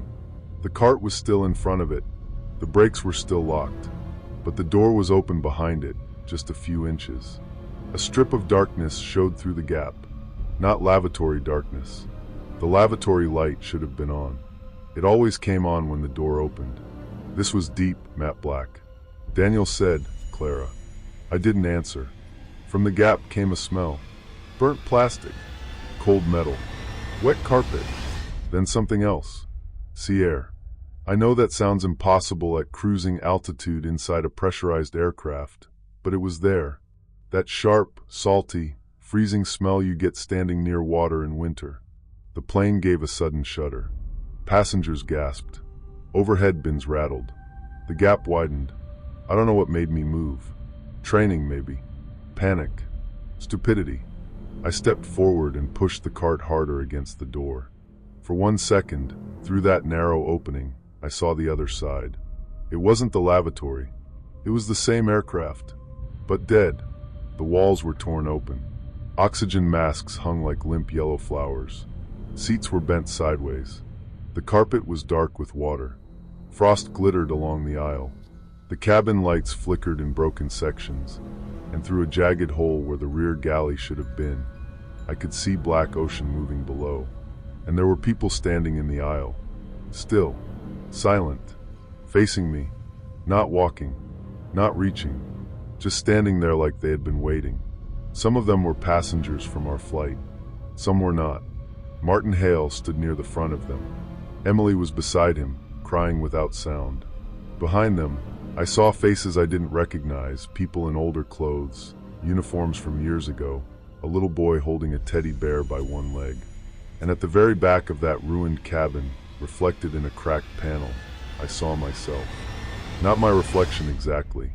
Me, still in uniform. Wet hair plastered to my face. Eyes open. Mouth slightly parted. Dead calm. I shoved the door with both hands and screamed for Daniel. He slammed his shoulder into the cart with me. The wheels squealed against the floor. The lavatory door resisted like something on the other side was holding it. Then from inside, Emily's voice whispered, right beside my ear, "Don't land." I lost my grip. Daniel shoved again. Patricia joined us. Together, we forced the door shut. The occupied sign clicked green, then red, then green, then stopped halfway, not fully one or the other. The rest of the cabin had gone completely silent. People had seen enough. Maybe not what I saw, but enough. Patricia grabbed the emergency tape from the equipment compartment and wrapped it over the door. Daniel wedged 2 carts across it. I stood there with my back against the opposite wall, shaking so hard my knees bumped together. No one made jokes anymore. No one asked for drinks. No one complained about missed connections. The captain began the descent not long after. The aircraft tilted downward, and for the first time all night, I wanted to be on the ground more than I had ever wanted anything in my life. I stared at the jump seat harness in front of me and tried not to look at the lavatory door. But the mirror, that mirror, even with the door mostly blocked, there was a tiny angle where I could see a sliver of it through the gap between the carts. At first, it reflected only the opposite wall. Then a face moved into view. Patricia's face. Except Patricia was standing 20 feet away in the aisle. The version in the mirror was closer. Much closer. Her skin was pale, her lips dark, and she was looking straight at me. She raised one finger to her mouth. Shh. I closed my eyes. I told myself not to look again. Of course I looked. Now the mirror showed the cabin behind me, but not our cabin. The lights were out. Emergency strips glowed along the floor. The passengers sat motionless in their seats, heads turned toward the rear. Every single one of them was staring at me. Then the interphone rang. I nearly screamed. Daniel answered it. His face went blank as he listened. "What?" he said. Then he looked at me. He handed me the phone. The captain was breathing hard. "Clara," he said, "is Patricia with you?" I looked at Patricia in the aisle. "Yes," I said. There was a pause. "Are you sure?" "Yes. She's right here." Another pause. Then he said, "The flight deck door camera is showing her standing outside the cockpit." I stared at Patricia. She stared back at me. Her face slowly changed. Not physically. I don't mean she transformed or anything dramatic like that, but something in her expression went empty. Like she had heard what I heard, and some part of her had stepped away from herself. The captain said, "Do not let anyone open the forward lavatory." Forward lavatory. I turned cold all over. Until that moment, all my fear had been pointed at the rear left door. Like the horror was contained there. Like if we blocked it, taped it, ignored it, we could survive long enough to land. But the captain had just reminded me there were other doors, other mirrors, other little locked rooms. A passenger near the middle of the cabin screamed. Daniel and I ran forward before Patricia could stop us. Halfway up the aisle, I saw people standing on seats, pointing toward the mid-cabin lavatories. One door was closed. Its occupied sign was red. A flight attendant named Aisha was standing in front of it, crying. "What happened?" Daniel asked. She said, "A boy went in." "How long?" "I don't know. 2 minutes. Maybe 3. The boy's mother was in the aisle, begging us to open it." I looked at Daniel. He looked back. Neither of us wanted to touch that door. Then from inside came a child's voice. "Mom," the mother sobbed. "I'm here, baby." "Mom, it's cold." Aisha covered her mouth. Daniel whispered, "We can't open it." The mother turned on him with the kind of rage only terror can create. "That's my son." I understood her. I hated that I understood her. Because if it had been my child behind that door, I would have torn the plane apart with my bare hands. The voice came again. "Mom, the water's coming in." The mother reached for the latch. I grabbed her wrist. She slapped me across the face. Hard. I didn't blame her. Daniel pulled her back. A passenger helped. She fought all of us, screaming her son's name. Then the lavatory door opened by itself. Just an inch. Cold air poured out. Not cabin air. Not air conditioning. Real cold. The kind that hurts your teeth. The lights above us flickered again. Oxygen masks dropped from one row with a plastic clatter, though the cabin was still pressurized. People screamed and ducked. Inside the gap, I saw a strip of aisle. Again, not the lavatory. Another version of the plane. This one was tilted at a steep angle. Seats climbed upward into darkness. Water rushed along the floor, carrying magazines, cups, a child's shoe. And something was crawling between the seats. Not a monster. A person. A man in a torn shirt, dragging himself forward with both hands, his face lifted toward us with desperate, empty eyes. Behind him, more figures stood in the dark water, waiting. The boy's voice whispered, "Mom, come get me." The mother broke free. She lunged. I caught the back of her jumper with one hand. Daniel grabbed her waist. Aisha slammed the door shut with both palms, crying so hard she could barely breathe. The door locked. Red to green, green to red, then nothing. The boy did not come back. I still see that mother sometimes in dreams. Not the dead version of me. Not the mirror. Her. Because no haunting, no nightmare, no strange thing in the sky is worse than the sound a parent makes when their child is gone and everyone around them is saying not to open the only door that might lead to them. We landed 23 minutes later. Those 23 minutes felt longer than the entire flight. The captain kept the descent steep. The aircraft shook through cloud. Rain streaked the windows. Somewhere below, runway lights appeared in the darkness, thin and golden and unreal. Nobody clapped when we touched down. The landing was rough. The wheels hit hard, bounced once, then settled. The engines roared in reverse. People cried openly. Some prayed. Some just stared ahead, empty. Emergency vehicles surrounded us as we taxied. Red and blue lights flashed across the cabin walls. Even after escaping, even with the safety of the police lights outside, a small, cold part of me couldn't stop replaying the face I'd seen in the mirror. The calm, empty eyes that didn't blink. We stopped away from the terminal. The captain ordered everyone to remain seated. Airport emergency crews boarded. Police, paramedics, airline security. They expected a medical issue, maybe a disruptive passenger, maybe something mechanical. What they found was an aircraft full of people who all had pieces of the same impossible story. 3 passengers missing. No doors opened in flight. No damage to the aircraft. No sign of forced entry or exit. And 3 lavatories with wet floors. I remember one officer stepping into the rear left lavatory. He came out holding something between gloved fingers. A boarding pass. Soaked through. The name on it was not Martin Hale's. It belonged to a passenger from a flight that had crashed in the Atlantic in 1989. That detail didn't come from the airline. Not officially. It came from Daniel, weeks later, after he talked to someone who knew someone in the investigation. You know how those things go. Maybe it was true. Maybe it wasn't. I can't prove it, but I can prove this. Flight 612 was grounded for inspection. The airline called it an unexplained security and passenger accountability incident. That phrase appeared in an internal report I was shown once and never again. The families were told almost nothing. The media got a smaller version of the story. 3 passengers missing after a transatlantic flight. Authorities investigating. No threat to public safety. Mental health support offered to passengers and crew. People online made jokes. Of course they did. They said the missing passengers were never on board. They said it was insurance fraud. They said it was a cover-up for trafficking or terrorism or some stupid viral stunt. Nobody wanted the truth. I don't blame them. The truth is useless. It doesn't help. It doesn't fit anywhere. I was interviewed 6 times.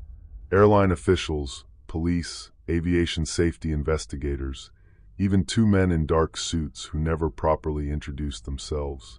They asked the same questions in different ways. Had I been drinking? Was I sleeping? Did I see anyone tamper with the doors? Could the passengers have hidden? Could the crew have been involved? When I told them about the other aircraft, the ruined one, they wrote things down but stopped looking at me directly. One investigator asked, "Do you believe the lavatory door opened into another location?" I said, "No." He looked relieved. Then I said, "I believe it opened into the same location, just not the same flight." He didn't ask anything after that. I quit 3 months later. Not right away. I tried to keep flying. I told myself I was stronger than one bad night. I told myself I had rent to pay. I told myself planes were safe, statistically safer than cars, safer than crossing the road, safer than 100 things people do without thinking. And I knew all of that, but facts don't help when your body remembers fear. On my first flight back, I was working a short route to Lisbon. Bright morning, clear sky, happy passengers going on holiday, easy flight. A little boy walked toward the lavatory. I stopped him so fast his mother snapped at me. I apologized. I said the lavatory was temporarily unavailable. It wasn't. I stood outside that door for 12 minutes while my hands went numb.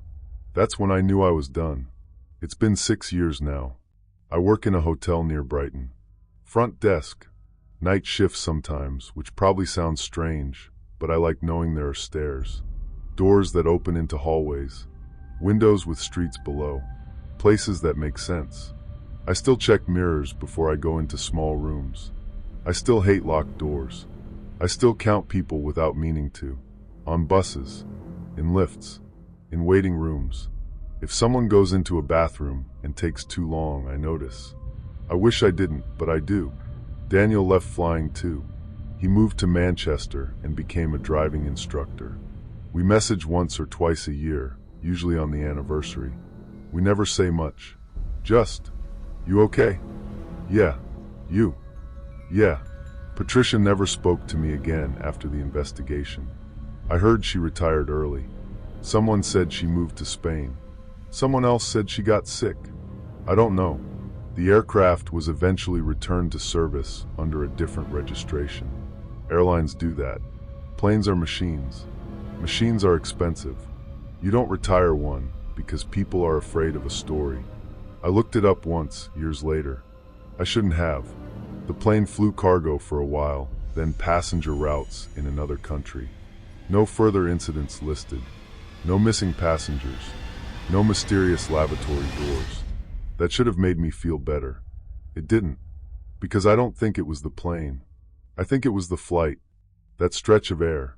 That moment over the Atlantic. That place where something happened once. Maybe in 1989, maybe before, maybe again and again, and the sky remembered it wrong.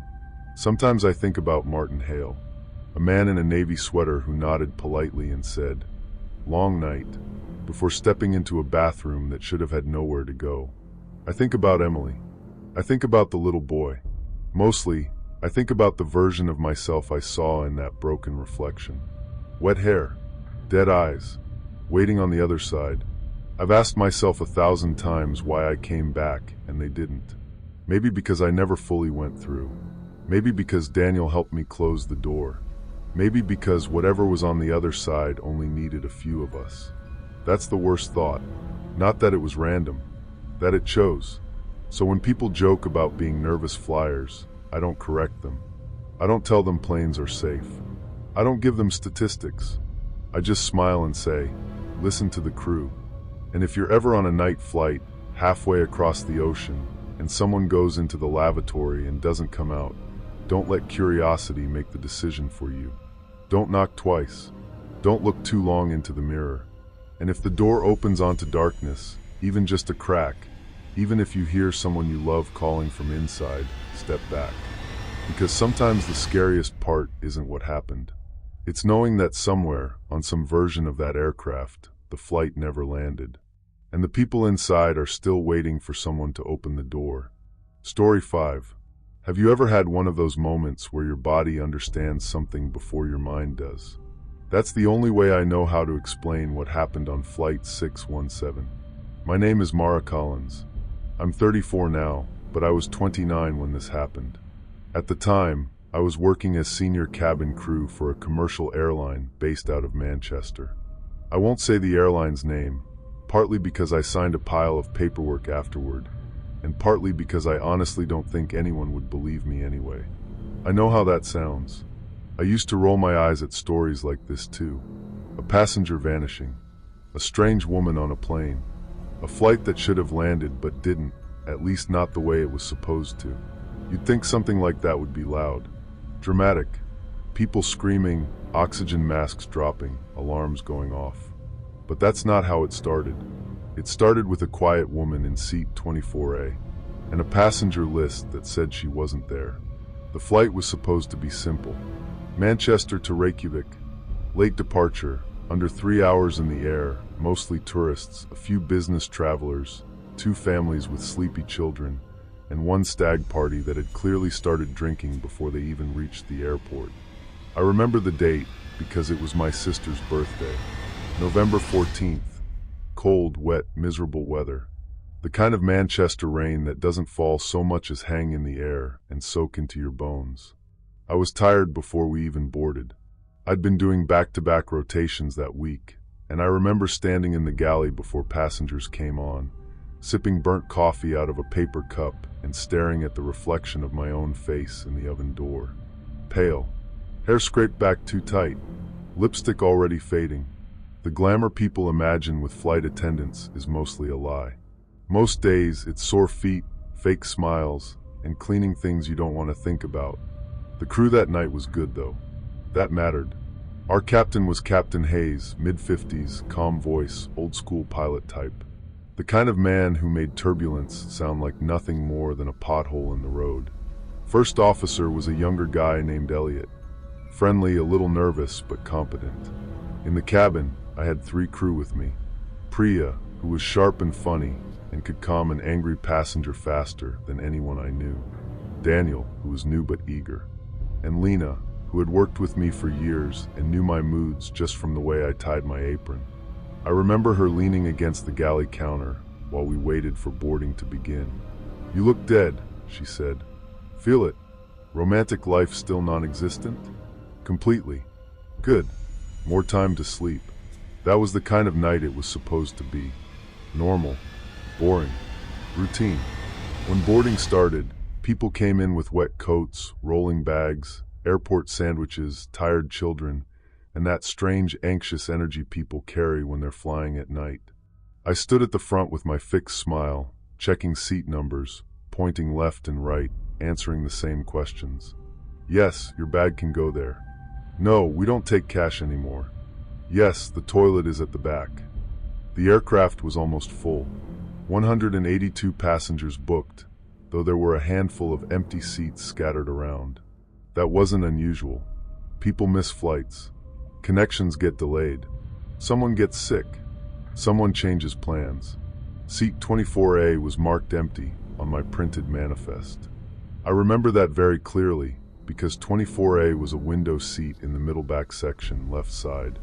It had a small maintenance note earlier that week about a sticky tray table, so I checked it during the walkthrough. The tray looked fine. The seat was empty, clean. Seat belt crossed neatly over the cushion. Nothing unusual. We finished boarding. Doors closed. Safety demonstration done. I walked the aisle once more, checking belts and bags, smiling at a little girl clutching a stuffed rabbit. The rain streaked sideways against the windows, silver under the runway lights. As we taxied out, I glanced toward row 24 again. 24A was still empty. I know that matters. I need you to understand that I saw the empty seat before takeoff. The flight lifted off at 10:42 p.m. The first 30 minutes were completely ordinary.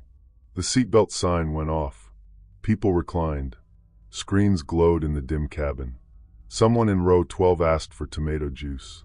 The stag party in the back got too loud, and Daniel gently reminded them there were children on board. Nothing felt wrong. Not yet. About 40 minutes in, we started meal service. It was one of those short-haul cold dinner boxes. Chicken or vegetarian pasta, a roll, little dessert pot, nothing exciting. I was working from the front with Priya, while Lena and Daniel worked from the rear. We were about halfway through the cabin when Priya nudged me with her elbow. "Did we get a late boarder?" she whispered. I looked up from the trolley. "What?" She tilted her chin slightly toward the left side. Row 24. At first, I didn't understand what she was pointing at. Then I saw her. A woman was sitting in 24A. She had her head turned slightly toward the window, but not enough for me to see her face properly. She looked maybe late 30s or early 40s. Dark hair, straight and shoulder length. Gray coat buttoned up to her throat. Hands folded neatly in her lap. She was sitting very still. Too still. Now passengers move constantly. Even when they sleep, they shift, scratch, breathe visibly, adjust blankets, check phones. There's always some little sign of life. This woman looked like someone had placed her there. I checked my manifest again. 24A empty. 24B, Mr. Kenji Sato. 24C, Mrs. Helen Marks. Both of them were on the list. I leaned slightly to get a better look down the aisle. Mr. Sato in 24B was asleep with headphones on. Mrs. Marks in 24C was reading a paperback. The woman in 24A sat between the window and Mr. Sato, like she had always been there. I felt a small cold pinch under my ribs. Not fear exactly, more like confusion. I told myself there had to be a simple explanation. Maybe someone moved seats after takeoff. Maybe I misread the manifest. Maybe 24A had been blocked and then released. Maybe the boarding count was off, though that wasn't supposed to happen. Priya kept her voice low. She wasn't there before. "I know. You checked." I checked. We continued service because that's what you do. You keep moving. You don't alarm passengers because you're unsettled by one quiet woman. When we reached row 24, I turned on my service smile. "Good evening. Chicken or vegetarian pasta?" Mrs. Marks looked up and smiled. "Chicken, please." Mr. Sato didn't wake.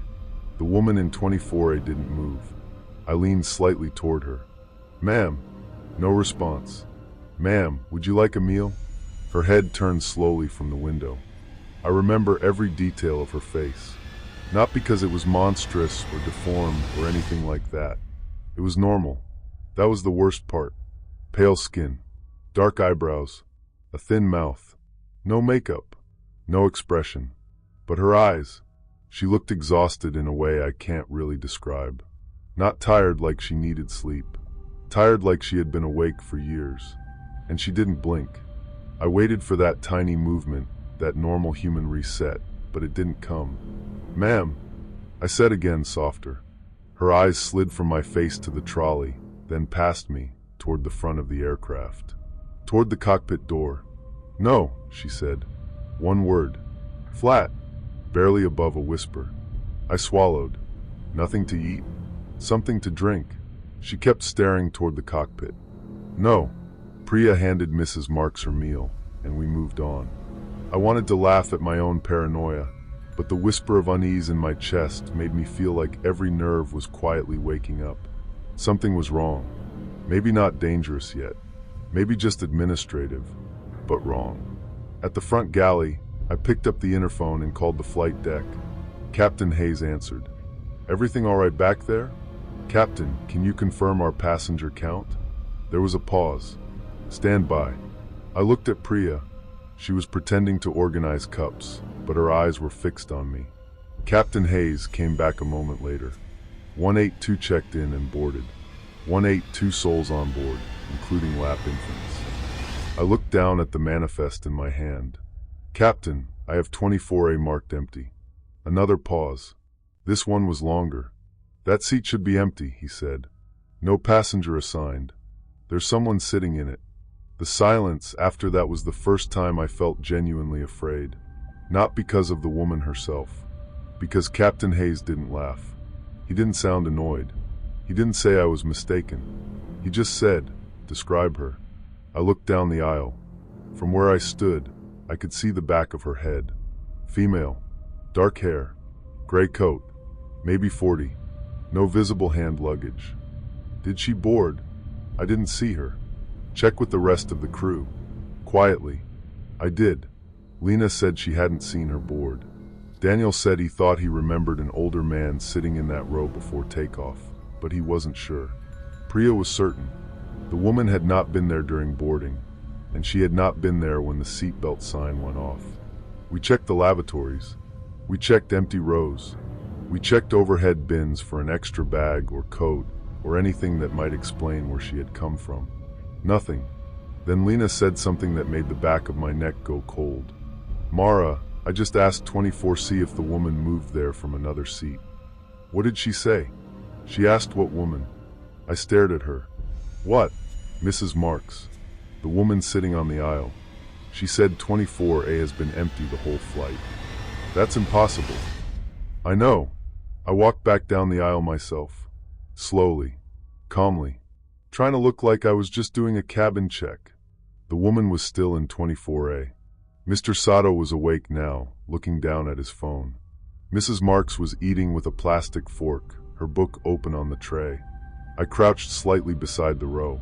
"Excuse me, Mrs. Marks?" She looked up. "Yes." "The passenger by the window. Did she move here from somewhere else?" Mrs. Marks frowned. "What passenger?" I stared at her.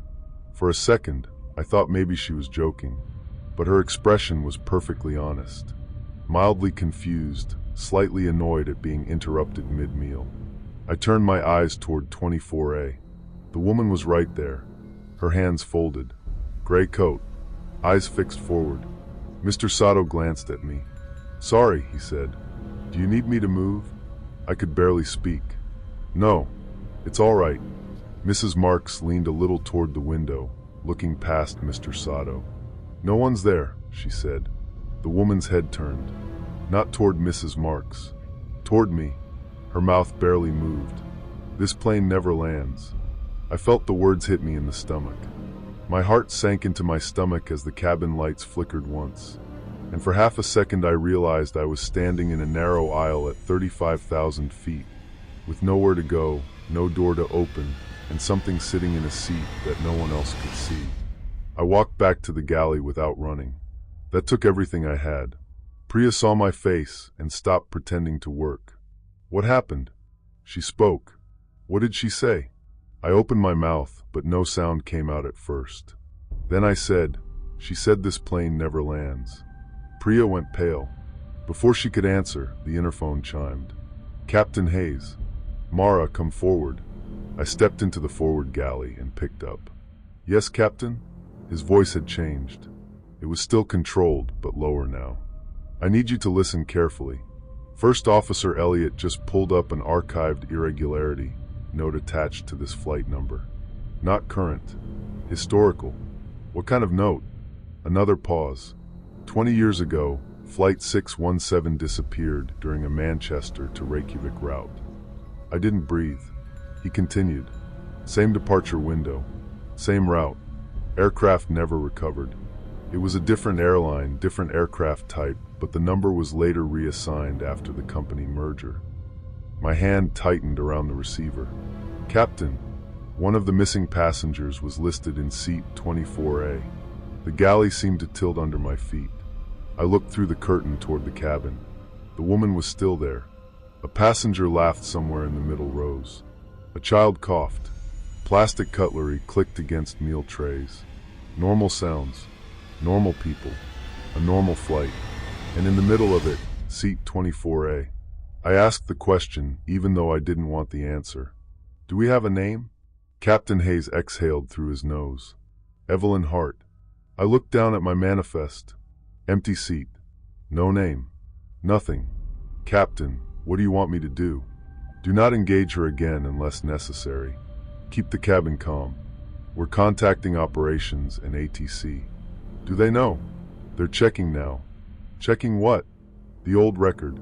I wanted to ask if he believed me. I wanted him to say this was some sick joke, some glitch, some passenger with a duplicate boarding pass who had slipped through 6 different layers of airport security. But he didn't. And that scared me more than anything. For the next 20 minutes, we pretended everything was fine. That was the strangest part. When people imagine fear, they think of chaos. But sometimes terror is folding napkins, collecting trays, pouring coffee, smiling at passengers while your hands shake behind the trolley. I kept glancing at row 24. The woman never changed position. She didn't drink, didn't sleep, didn't look out the window, didn't look at the screen in front of her, just stared toward the cockpit door with those open, tired eyes. At one point, Daniel whispered, "Maybe we're all just tired." No one answered him. Then the first real wave hit. The cabin lights flickered again. Not a quick blink like a power adjustment. More like someone slowly dimmed them down and brought them back up.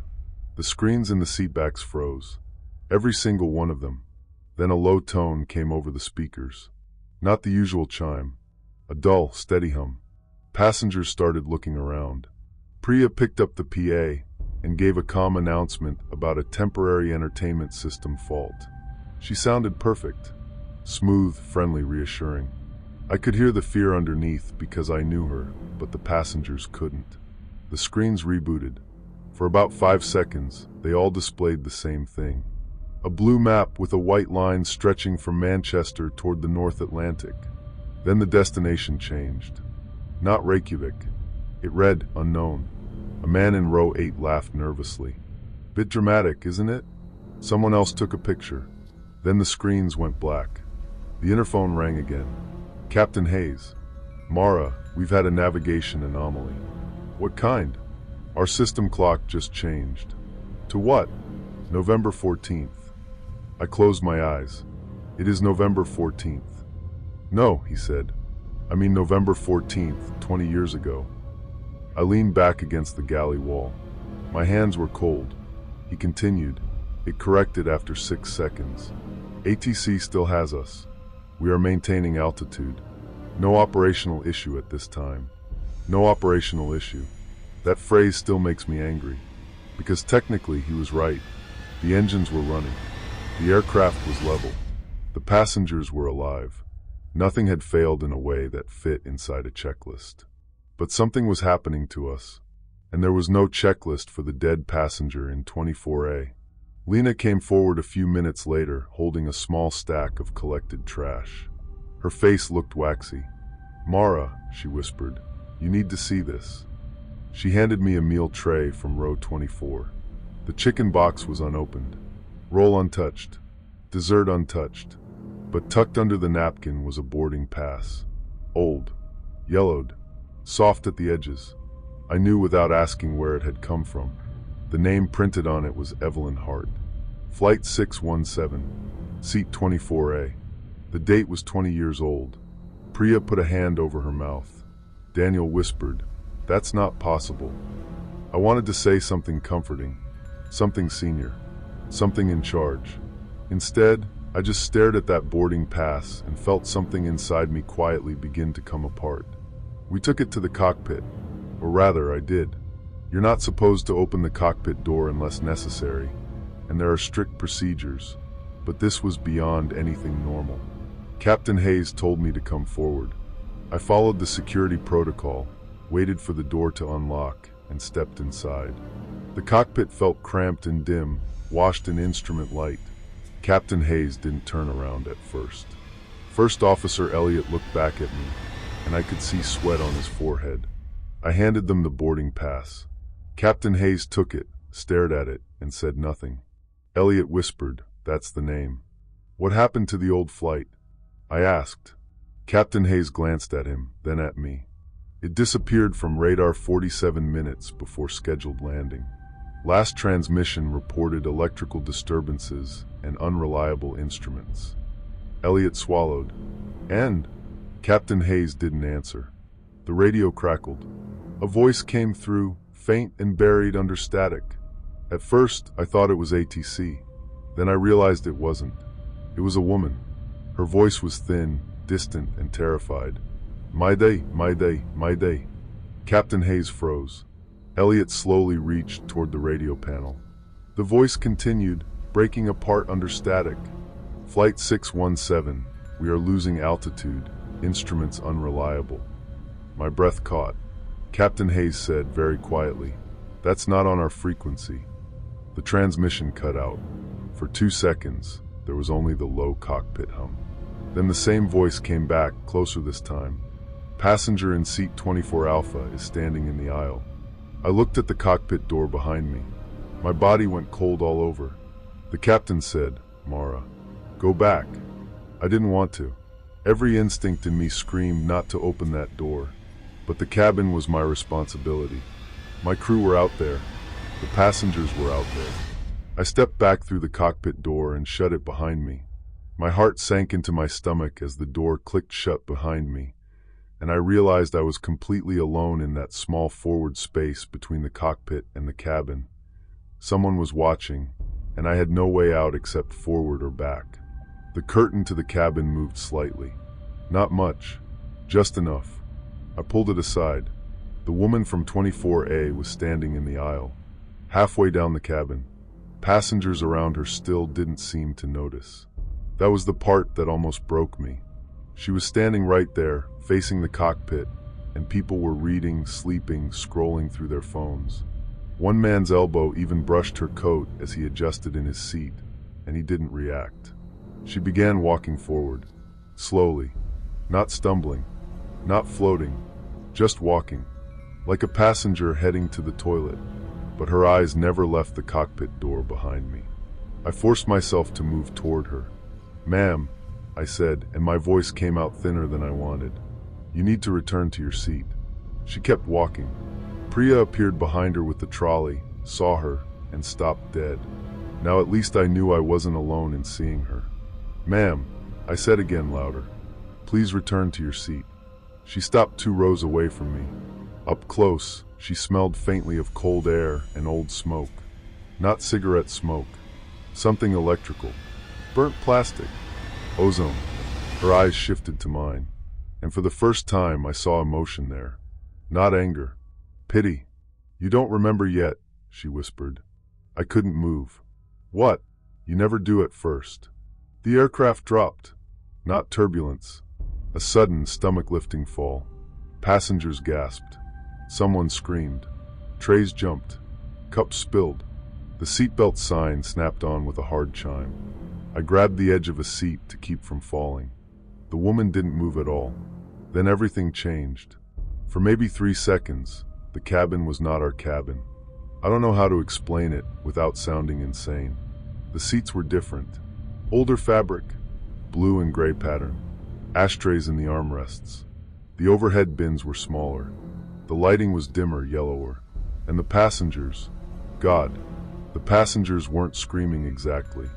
They were frozen in that awful moment before screaming, all turned towards something near the front. Then the cabin snapped back. Modern seats, LED lights, screens, plastic meal trays. A baby started crying.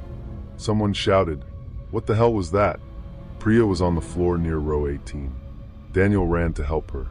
I was still gripping the seat, breathing hard. The woman leaned close enough that I could hear her over the rising panic. "This plane never lands," she said again. Then she turned and walked back to 24A. This time, people noticed the aisle was empty. Not her, only the disturbance around her. A man in row 5 said, "Why did you stop like that? Is something wrong?" I looked at him, then at the empty aisle behind me. "No," I lied. "Please fasten your seatbelt." The next 20 minutes were the longest of my life. The aircraft stayed mostly level, but the cabin was tense now. People had felt the drop. The screens were still down. The lights flickered every few minutes. The air felt colder, though the temperature panel said it was normal. We couldn't tell the passengers the truth because we didn't know the truth. What would we even say? "Ladies and gentlemen, we may be sharing this aircraft with someone from a plane that vanished 20 years ago, and our flight systems are trying to become theirs." So we did what crews do. We lied politely. We told them we had encountered unexpected turbulence. We told them the pilots were adjusting course. We told them to remain seated. Meanwhile, Captain Hayes coordinated with ATC, or tried to. The radio kept catching fragments of the old flight. Sometimes it was the old captain calling Mayday. Sometimes it was alarms. Once, it was a child crying for his mother. Once, it was a man praying. Then, at 12:03 a.m., the captain made an announcement. His voice was calm, but I knew him well enough by then to hear the strain. "Ladies and gentlemen, this is your captain speaking. We are experiencing some technical irregularities, and as a precaution, we will be returning to Manchester. Please remain seated with your seatbelts fastened. Cabin crew will prepare the cabin shortly. Returning to Manchester." The words should have comforted me. They didn't, because at that exact moment, the woman in 24A turned her head toward the window and smiled. It was small, almost sad, the sort of smile you give someone who has just made a mistake they can't undo. Priya saw it too. She whispered, "Mara, I know." The aircraft banked gently left. Passengers murmured. A few looked relieved. One of the stag party guys clapped as a joke and was immediately told to shut up by someone behind him. Then every window on the left side went black. Not dark like night sky. Black, like someone had covered them from the outside. Passengers in the left seats leaned toward their windows. I heard little confused sounds ripple down the cabin. "What is that? Can you see anything? Is that ice?" A teenage boy pressed his phone camera against the glass. The flash reflected back. There was nothing outside. No wing light. No stars. No cloud. No engine glow. Just black. Then something tapped on the window beside 24A. Once. Twice. 3 times. Mrs. Marks screamed. She couldn't see the woman beside her, but she could see the window. So could I. A handprint appeared on the outside of the glass. Then another. Then dozens. Pale marks pressing from beyond the aircraft, appearing and vanishing in the black like people were trying to get in. The cabin erupted. People shouted. Someone began crying. A man unbuckled and stood up, and Daniel yelled at him to sit down. I could feel my pulse in my ears, my hands trembling, as I fumbled with the PA handset. Every second felt stretched, like time itself was conspiring against me. "Everyone remain seated," I said, and my voice cracked. I cleared my throat. "Remain seated with your seatbelts fastened. Do not leave your seats." I don't know if anyone listened. Then the woman in 24A stood again. This time, Mrs. Marks reacted. Not to the woman exactly, but to the sudden movement of the seat belt lifting by itself, the cushion depressing then rising, the air shifting. Mrs. Marks began sobbing. "There's someone there," she whispered. "There's someone there." Yes, I thought. There is. The woman stepped into the aisle. The cabin lights went out. Emergency floor path lighting glowed along the aisle in thin strips. People screamed in the dark. Phones lit up. Somewhere, a glass bottle rolled under a seat, clinking with each tiny movement of the plane. In that blue-green emergency glow, the woman looked less human. Not because she changed shape, because the light showed what I hadn't seen before. Her gray coat was scorched along one sleeve. Her hair was damp on one side. There was a dark smear across her collar. Nothing graphic. Nothing you'd see in a movie and scream at. Just enough to tell you she had been through something terrible. Just enough to make you understand, she had not walked away from it. She moved toward the front. And this time, the passengers saw something. Maybe not her face, maybe not her body, but they saw the empty space parting around her. They saw aisle curtains moving. They saw seatbelts swinging. They saw me backing away from something they couldn't understand. The interphone rang. I grabbed it. Captain Hayes' voice came through, distorted. "Mara, whatever is happening back there, do not let anyone enter the flight deck. She's coming forward." "Who?" "Evelyn." His breathing changed. The cockpit alarm sounded faintly behind his voice. He said, "We're getting the old aircraft's altitude readings over ours. It says we're descending." "Are we?" "No." Then Elliot shouted something in the background. Captain Hayes came back. "Mara, listen to me. The old flight's final transmission happened at 12:16 a.m. I looked at my watch. 12:11. 5 minutes." He said, "If this is repeating." The line cut to static. A different voice came through. The old captain. "Unable to recover, cabin crew prepare." Then a sound I will never forget. A long metallic groan. Not from our aircraft. From the recording. Or the past. Or whatever was bleeding into us. The woman stopped 10 feet from me. Behind her, passengers were crying, praying, gripping armrests.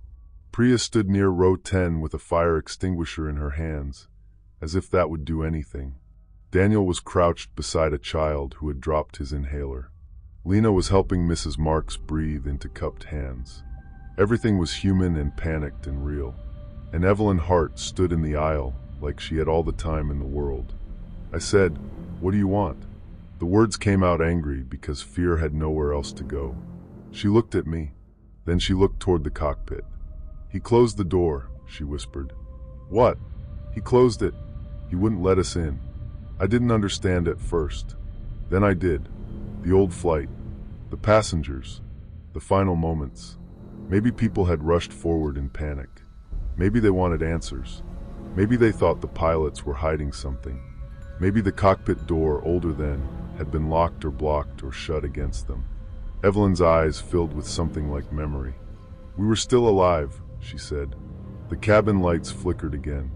For one awful second, I wasn't looking at Evelyn anymore. I was looking at a cabin full of people from 20 years ago. A woman clutching a baby. A man with bloodless lips gripping a rosary. A teenage girl with braces sobbing into her sleeve.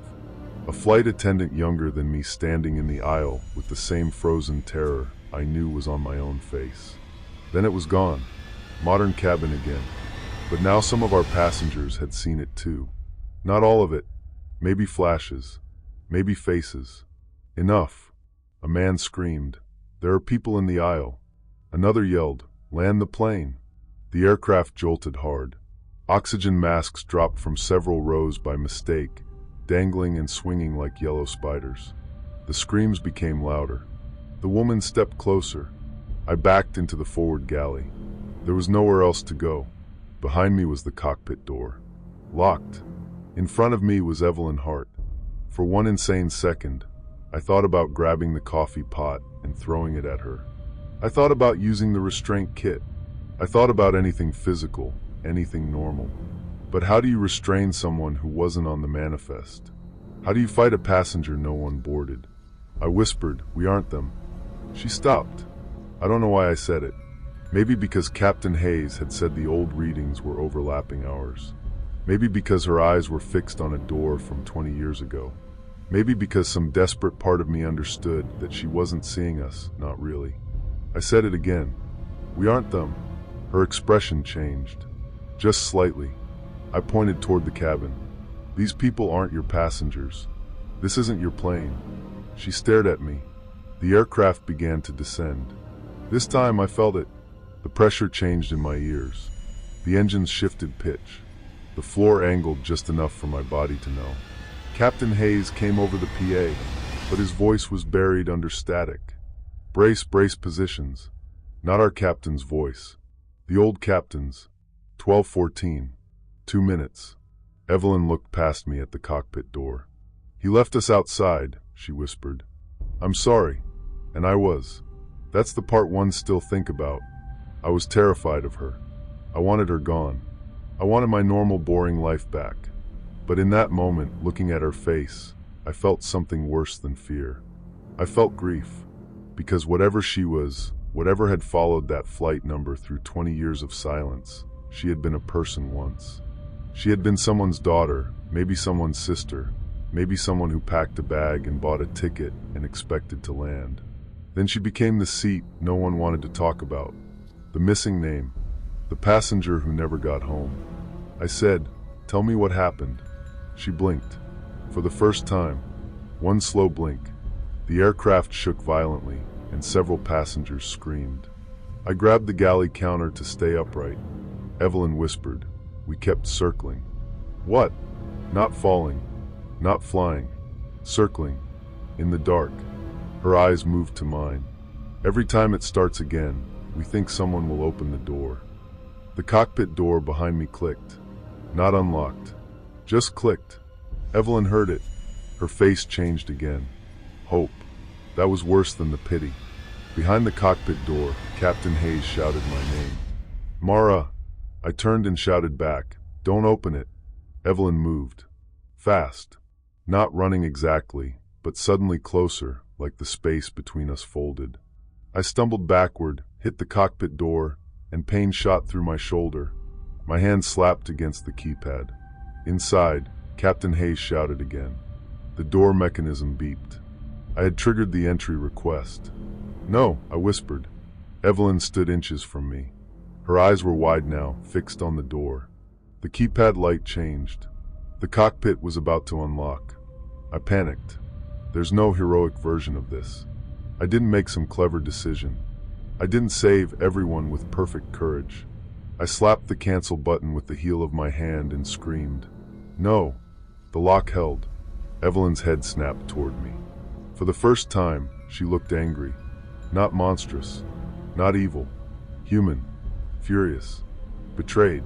Desperate. The cabin behind her vanished. Not fully, but enough. Rows of modern passengers flickered with rows of old ones. 2 flights occupying the same narrow tube in the sky. 2 crews. 2 sets of terrified people. 2 endings trying to become one. I saw a young flight attendant from the old plane standing behind Evelyn. Her hair was curled in a style from another decade. Her uniform was dark blue. Her face was streaked with tears. She looked directly at me and mouthed one word. "Don't." Then the aircraft dropped again. This time, hard enough that I hit the floor. The lights went out completely. In the dark, I heard screaming. Not just from our passengers. From too many people. The PA crackled. The old captain's voice came through, calm in the way people sound when they already know they are out of time. Brace. Brace. Brace. I crawled. I don't even remember deciding to move. I crawled along the galley floor, hands slipping on spilled water, knees banging into metal cabinets. I could hear Evelyn near the cockpit door, whispering something over and over. "Open it. Open it. Open it." The emergency lights came back in strips. I saw the manual restraint kit under the jump seat. Again, useless against her maybe, but not against the door. My hands shook so badly I could barely work the buckle. I pulled the strap free, looped it through the galley service bar and across the cockpit door handle area, anchoring it as tightly as I could. It wasn't designed for that. It wasn't strong enough for anything serious. But it was something. Evelyn turned. The street looked ordinary, quiet, even comforting when you're on the ground. But up there, in that blue emergency glow, I realized danger can wear the face of a woman who only wants to go home. She stepped toward me. I backed away, still holding the loose end of the strap. "Please," I said. "They can't help you." Her mouth trembled. "They never open it." The aircraft shook again. 12:16. A sound ripped through the cabin. Not an explosion. Not exactly. More like the sky tearing open. Every window flashed white. Passengers screamed and ducked. I saw Evelyn's face light up in that brightness, and for 1 second she looked exactly like a living woman sitting by a window on a night flight, waiting for dinner service, unaware that her life had already narrowed to its final minutes. Then the old cabin appeared around us in full. No flicker, No partial overlap. We were in it. Old seats, old lights, old passengers, smoke haze in the air. The young flight attendant from 20 years ago stood beside me, one hand pressed to her mouth. I could still hear our passengers, but distant now, like they were underwater. Evelyn was no longer in the aisle. She was back in 24A, alive, terrified. Her hair was neat, her coat clean. She was gripping the armrests, looking toward the cockpit with tears streaming down her face.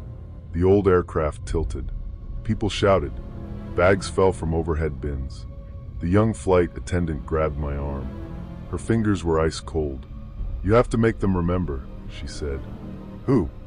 "The pilots." I shook my head. "I don't understand." "They kept trying to return. Every loop they return. But he always makes the same choice." "What choice?" She looked toward the cockpit. "Do not turn back." The cabin snapped away. I was on our aircraft floor again, gasping. The PA clicked on. Captain Hayes' Real voice came through. "Cabin crew, prepare for emergency landing." Emergency landing. Not return to Manchester. I dragged myself up and grabbed the interphone. "Captain." Static. "Captain, do not return to Manchester."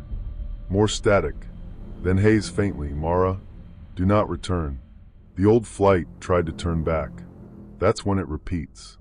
There was a terrible pause. "What are you saying?" "I'm saying don't follow their final route." Elliot's voice broke in, panicked. "ATC is telling us to return." "Don't," I said. "Please." Captain Hayes said nothing. I could feel the plane banking. Left again. Back toward where it started. Toward the same decision. Toward the same final minutes. Evelyn was standing now, closer than before. But she wasn't looking at me anymore. She was listening.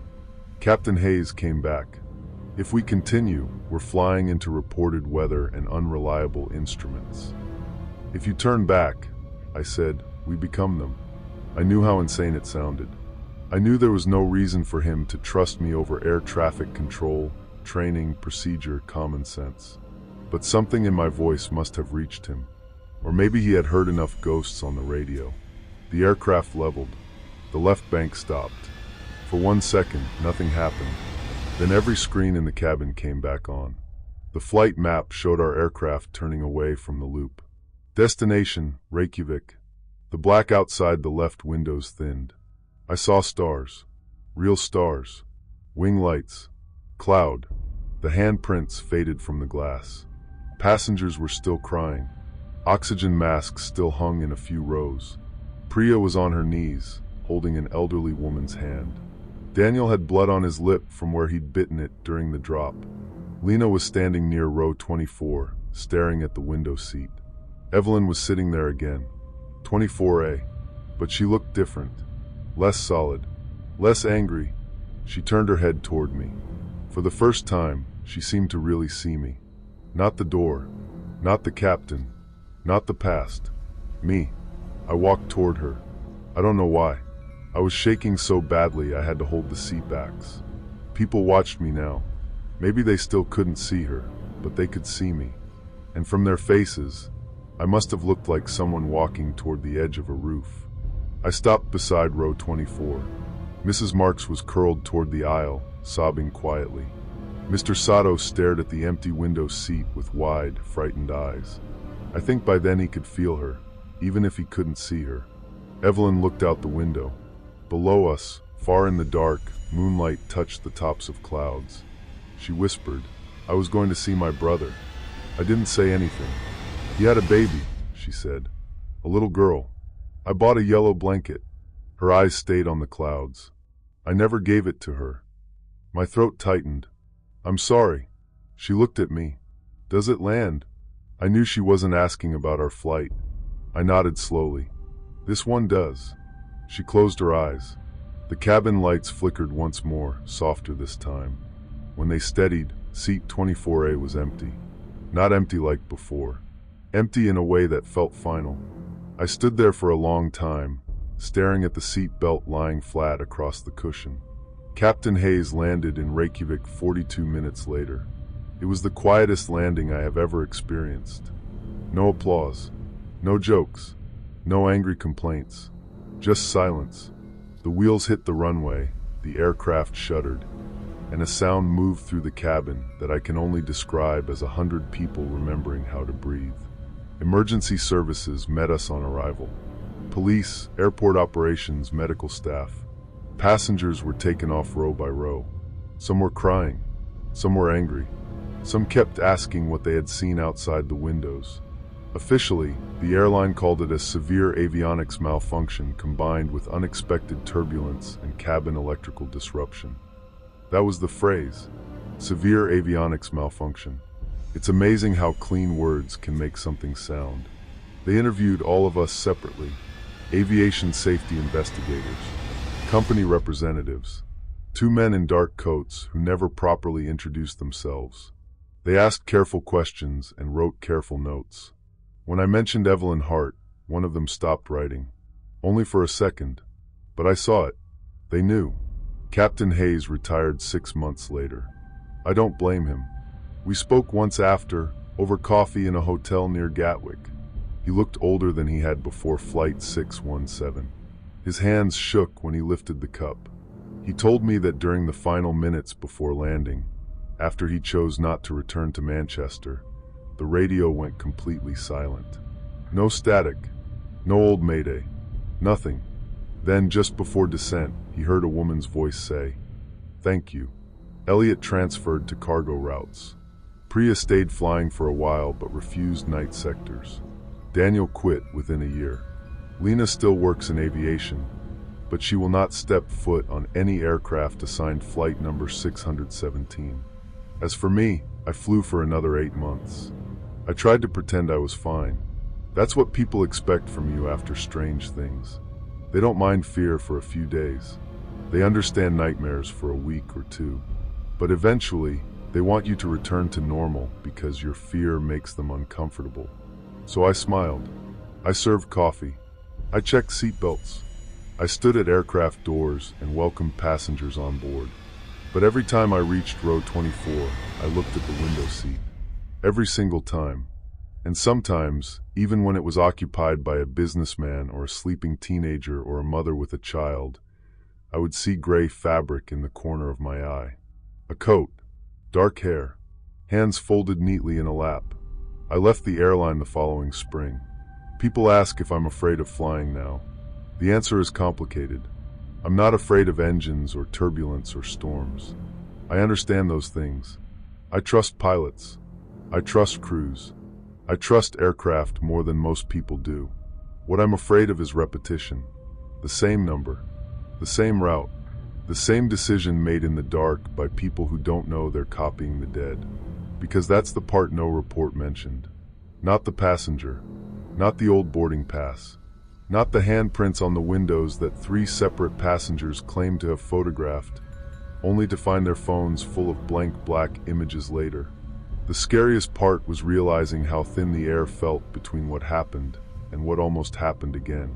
I still have one thing from that flight. I probably shouldn't. During the chaos, when we were collecting emergency equipment and checking the cabin after landing, I found something wedged between the cushion and the wall in 24A. A small piece of yellow fabric, soft, old, folded tightly. A baby blanket or part of one. There was no way it should have been there. I turned it over to the investigators. At least, that's what I told them. The truth is, I kept it for 3 days. I don't know why. Maybe because I needed proof. Maybe because part of me felt like Evelyn had left it for someone to find. On the 3rd night, I woke up in my apartment at 3:12 a.m. to the sound of someone knocking on my bedroom window. I lived on the 5th floor. I didn't move. I didn't breathe. The knocking came again. Once, twice, 3 times. I turned my head slowly. The curtains were open just enough for me to see the glass. There was no face outside, no figure, just a pale handprint fading slowly from the window. The next morning, I took the yellow fabric to a church near my flat and left it there. I'm not religious, not really, but I didn't know where else to put something that belonged to a person who had been trapped in the sky for 20 years. After that, the knocking stopped. Mostly. I wish I could tell you there was closure. That Evelyn moved on, that Flight 617 was retired forever, that the old passengers finally landed somewhere peaceful. But I don't know that. What I know is this. A year after I quit, I got a message from Lena. No text at first, just a photo. It showed a departure board at an airport in Germany. Among all the normal flights, delayed flights, boarding flights, canceled flights, there was one line that made my skin go cold. Flight 617, Manchester to Reykjavik. Status, final call. I called Lena immediately. She answered on the first ring, crying. I'm not on it, she said before I could speak. I swear I'm not on it. Where are you? At the gate opposite. Mara, listen to me. I could hear airport noise behind her. Announcements, rolling suitcases, people talking. Then her voice dropped. There's a woman sitting near the window by gate 24. I closed my eyes. No, she's wearing a gray coat. I didn't know what to say. Lena whispered. She keeps staring at the cockpit crew. The line crackled. For 1 second, I heard something behind Lena's voice. A cabin chime, a faint radio hiss, then a woman whispering, far away and very tired. This plane never lands. The call dropped. Lena called me back 5 minutes later. She was hysterical but safe. The flight had been canceled without explanation. A technical issue, the airline said. Passengers were rebooked. The woman in the gray coat disappeared before boarding. I haven't seen Evelyn since. But every November 14th, I check flight boards. I tell myself not to. I tell myself it's obsessive and unhealthy, and that if something is out there repeating, I have no power over it. Still, I check. And every year, somewhere in some airport, I find a Flight 617. Different airline, different city pair, sometimes not even Europe. And every time, the seat map shows 24A as unavailable. Not occupied, not blocked. Unavailable. There's a difference. I don't know what Evelyn wants anymore. Maybe she wants to warn people. Maybe she still wants someone to open the door. Maybe she's not even Evelyn now, just the shape that old fear learned to wear. But I know what I felt when she looked at me in that aisle. It wasn't evil. It was desperation. And desperation is dangerous. People think ghosts, if they exist, would haunt houses or graveyards or dark hallways. But I think some things haunt moments. A wrong turn, a locked door, a decision made under pressure, a final few minutes that keep looking for a new place to happen. So if you ever board a night flight and notice an empty seat by the window, don't stare too long. If the cabin crew keeps checking the manifest and whispering near the galley, don't assume they're being dramatic. And if there's a woman in 24A who doesn't eat, doesn't blink, and keeps looking toward the cockpit door, do not speak to her. Do not ask her name. And whatever you do, don't let them turn the plane around. Sometimes the scariest part isn't what happened. It's knowing something out there is still trying to happen again.